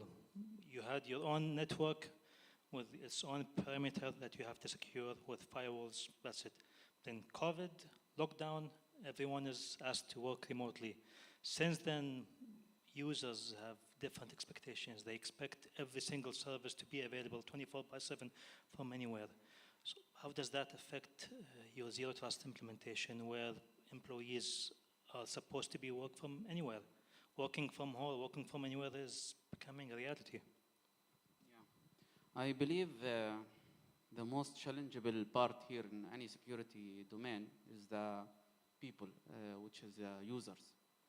So these insiders and the new things that implemented for remote access with hybrid, even currently after the COVID, we need to ensure we have a proper awareness across all users that how and why they are using these services. Plus, we need to set the expectations. Expectations and assumptions are very important for the users to understand what exactly they are going to access and what exactly services they are going to expect to have. So, as what's mentioned by Sumant, the most important thing is to ensure least trust available in your environment. And this one will give you and will give even the users the expected services they are going to have. So the most important thing is to provide awareness, to ensure that the user, they understand what they are going to have. And also they have to ensure and understand the compliance part, what they are going to access and how severe the access that they are going to have, or the impact they are going to generate if they are misusing the service that they are using. So that's it. Sounds good. Okay, now let's talk about practicalities here, Sumnath. Now, it's a journey, it's not a single project. However, you need to make a return on your investment. That's how you communicate to your management. So what key performance indicators do you use to measure the effectiveness of your zero trust journey? Knowing that it is complicated, you might not be able to deploy it to every single employee, to every single device, to every single application. So what kind of KPIs do you use? I think different organizations can use different KPIs, but just from a use case perspective, I think you have to choose or pick up the use case very appropriately, right? Which area you want to implement zero trust for. For example, if your organization is going through a cloud journey, so that's a good use case to use to implement zero trust. And obviously all your KPIs would be within that journey itself, right? Your cloud compliance posture, for example, what sort of vulnerabilities you're having on your cloud, what sort of vulnerabilities you have on your microservices or containers, etc. So those can become the KPIs from a cloud perspective. You can be implementing zero trust for third-party risk, right? So how many third parties you're able to integrate with the zero trust network, what sort of access they're getting, what sort of data exposure you have got to those third parties, those can become some of the KPIs. Now, you can all design the KPIs in your own way, but some of these could be some of the indicators of zero trust. If you are highly into a hybrid sort of a working environment, right? How many users you have been able to offboard or work remotely, and then how do you actually monitor them? How do you monitor risky logins, for example? So let's say you're doing a very highly critical work and you don't want an employee to be working, let's say, you want them to be working in a certain window. How do you monitor them? How do you monitor risky logins? How do you make sure that a user doesn't log in, from UAE and suddenly within 30 minutes he's logging in somewhere from America, for example, right? So, how do you log in, monitor risky login, all that thing? The KPIs can be around that, right? What about dealing with legacy applications where deploying zero trust might not be straightforward? So legacy application, that's, I think, one of the biggest challenges any zero trust journey will have, because usually legacy applications have got implicit trust. Some of the old applications I know actually have got hard-coded ID, passwords, etc., built into the application, and then obviously, it uses that whenever the application is running. So that is one of the biggest challenge when you're implementing zero trust. All the legacy applications which are not able to use this sort of explicit trust or explicit, contextual trust that you build in, that would be difficult. There are ways around to manage all that, but I think the cleanest zero trust would be to get rid of those applications. Make sure applications they are agnostic about these implicit trusts, and they're able to use the overall zero trust architecture, in a better way. But I guess that's a challenge every organization has got in that space. So having a proper data classification, knowing your crown jewels is definitely a big start. So data classification, as I said, data is a very important pillar, though I mentioned that in the last, but data definitely is very important for zero trust. And the whole journey starts how you classify the data within your organization. It can be a public data, it can be internal data, it can be a confidential or restricted data, right? And then how you integrate this metadata along with your zero trust architecture. So for example, if I'm a compliance user and I'm actually using a highly sensitive data, right?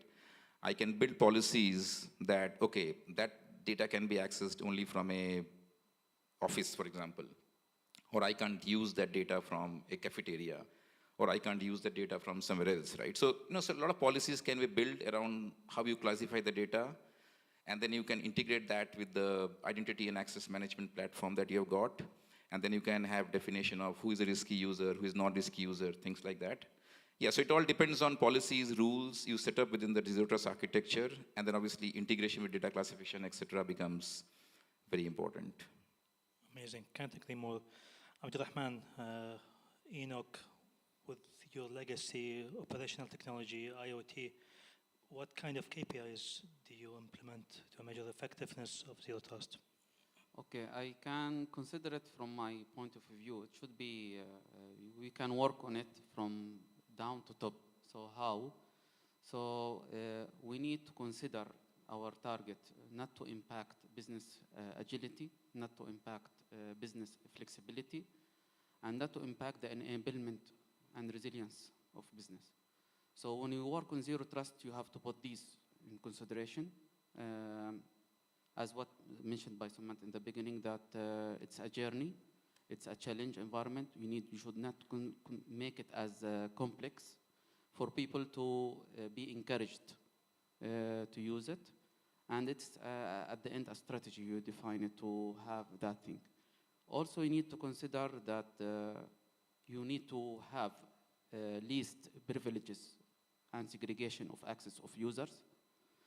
And also, you need to consider always your environment is under a breach. So we have the breach, and we have to ensure that the data is protected in a proper way.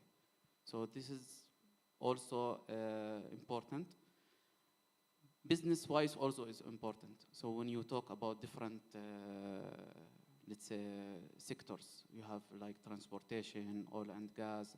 Each sector or each domain, they have different way of thinking, but at the end, you need to achieve the strategy of zero trust. So these are the things that we need to consider for defining once you could define the KPI. Perfect. Somnath, following trends, emerging strategies in the cybersecurity, with large language models, with AI dominating the news, how do you see all these emerging technologies affecting cybersecurity in general, and where do you see zero trust journey heading the next couple of years? So all these emerging technologies, whether it's AI, ML, or blockchain, or ChatGPT, as we speak about, right? I think zero trust gains more and more importance and significance with these emerging technologies, because most of these emerging technologies doesn't have a boundary, doesn't have perimeter. Most of them work on cloud. Most of them work in a highly segregated sort of a setup. You might have a component of a particular AI running in UAE data center, another component can be running somewhere else. And then, the way the different components are federated and gives a service to the end customer, zero trust becomes very, very important, in that sort of a setup. So the more you federate or rather the more you segregate your platforms, the more you segregate your data, or let's say your application running over here, your data could be lying in some other geography, right? So that's what I say. There is no perimeter over here. Your perimeter is just so virtual in the whole thing. So zero trust becomes very important in any emerging technology, for that matter. Yeah, I mean that I think is the most essential wrapper of any technology, emerging technology. Amazing. Thank you, Somnath. I would like to open the floor for any questions to these two panelists. Whether you would like to talk about challenges applying zero trust, any questions in mind?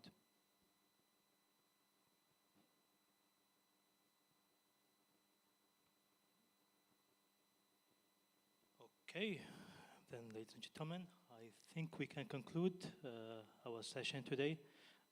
Gentlemen have tried to outline basics of zero trust, the challenges, and what is this architecture moving forward. Thank you for your time. Appreciate it. Thank you so much. Thank you.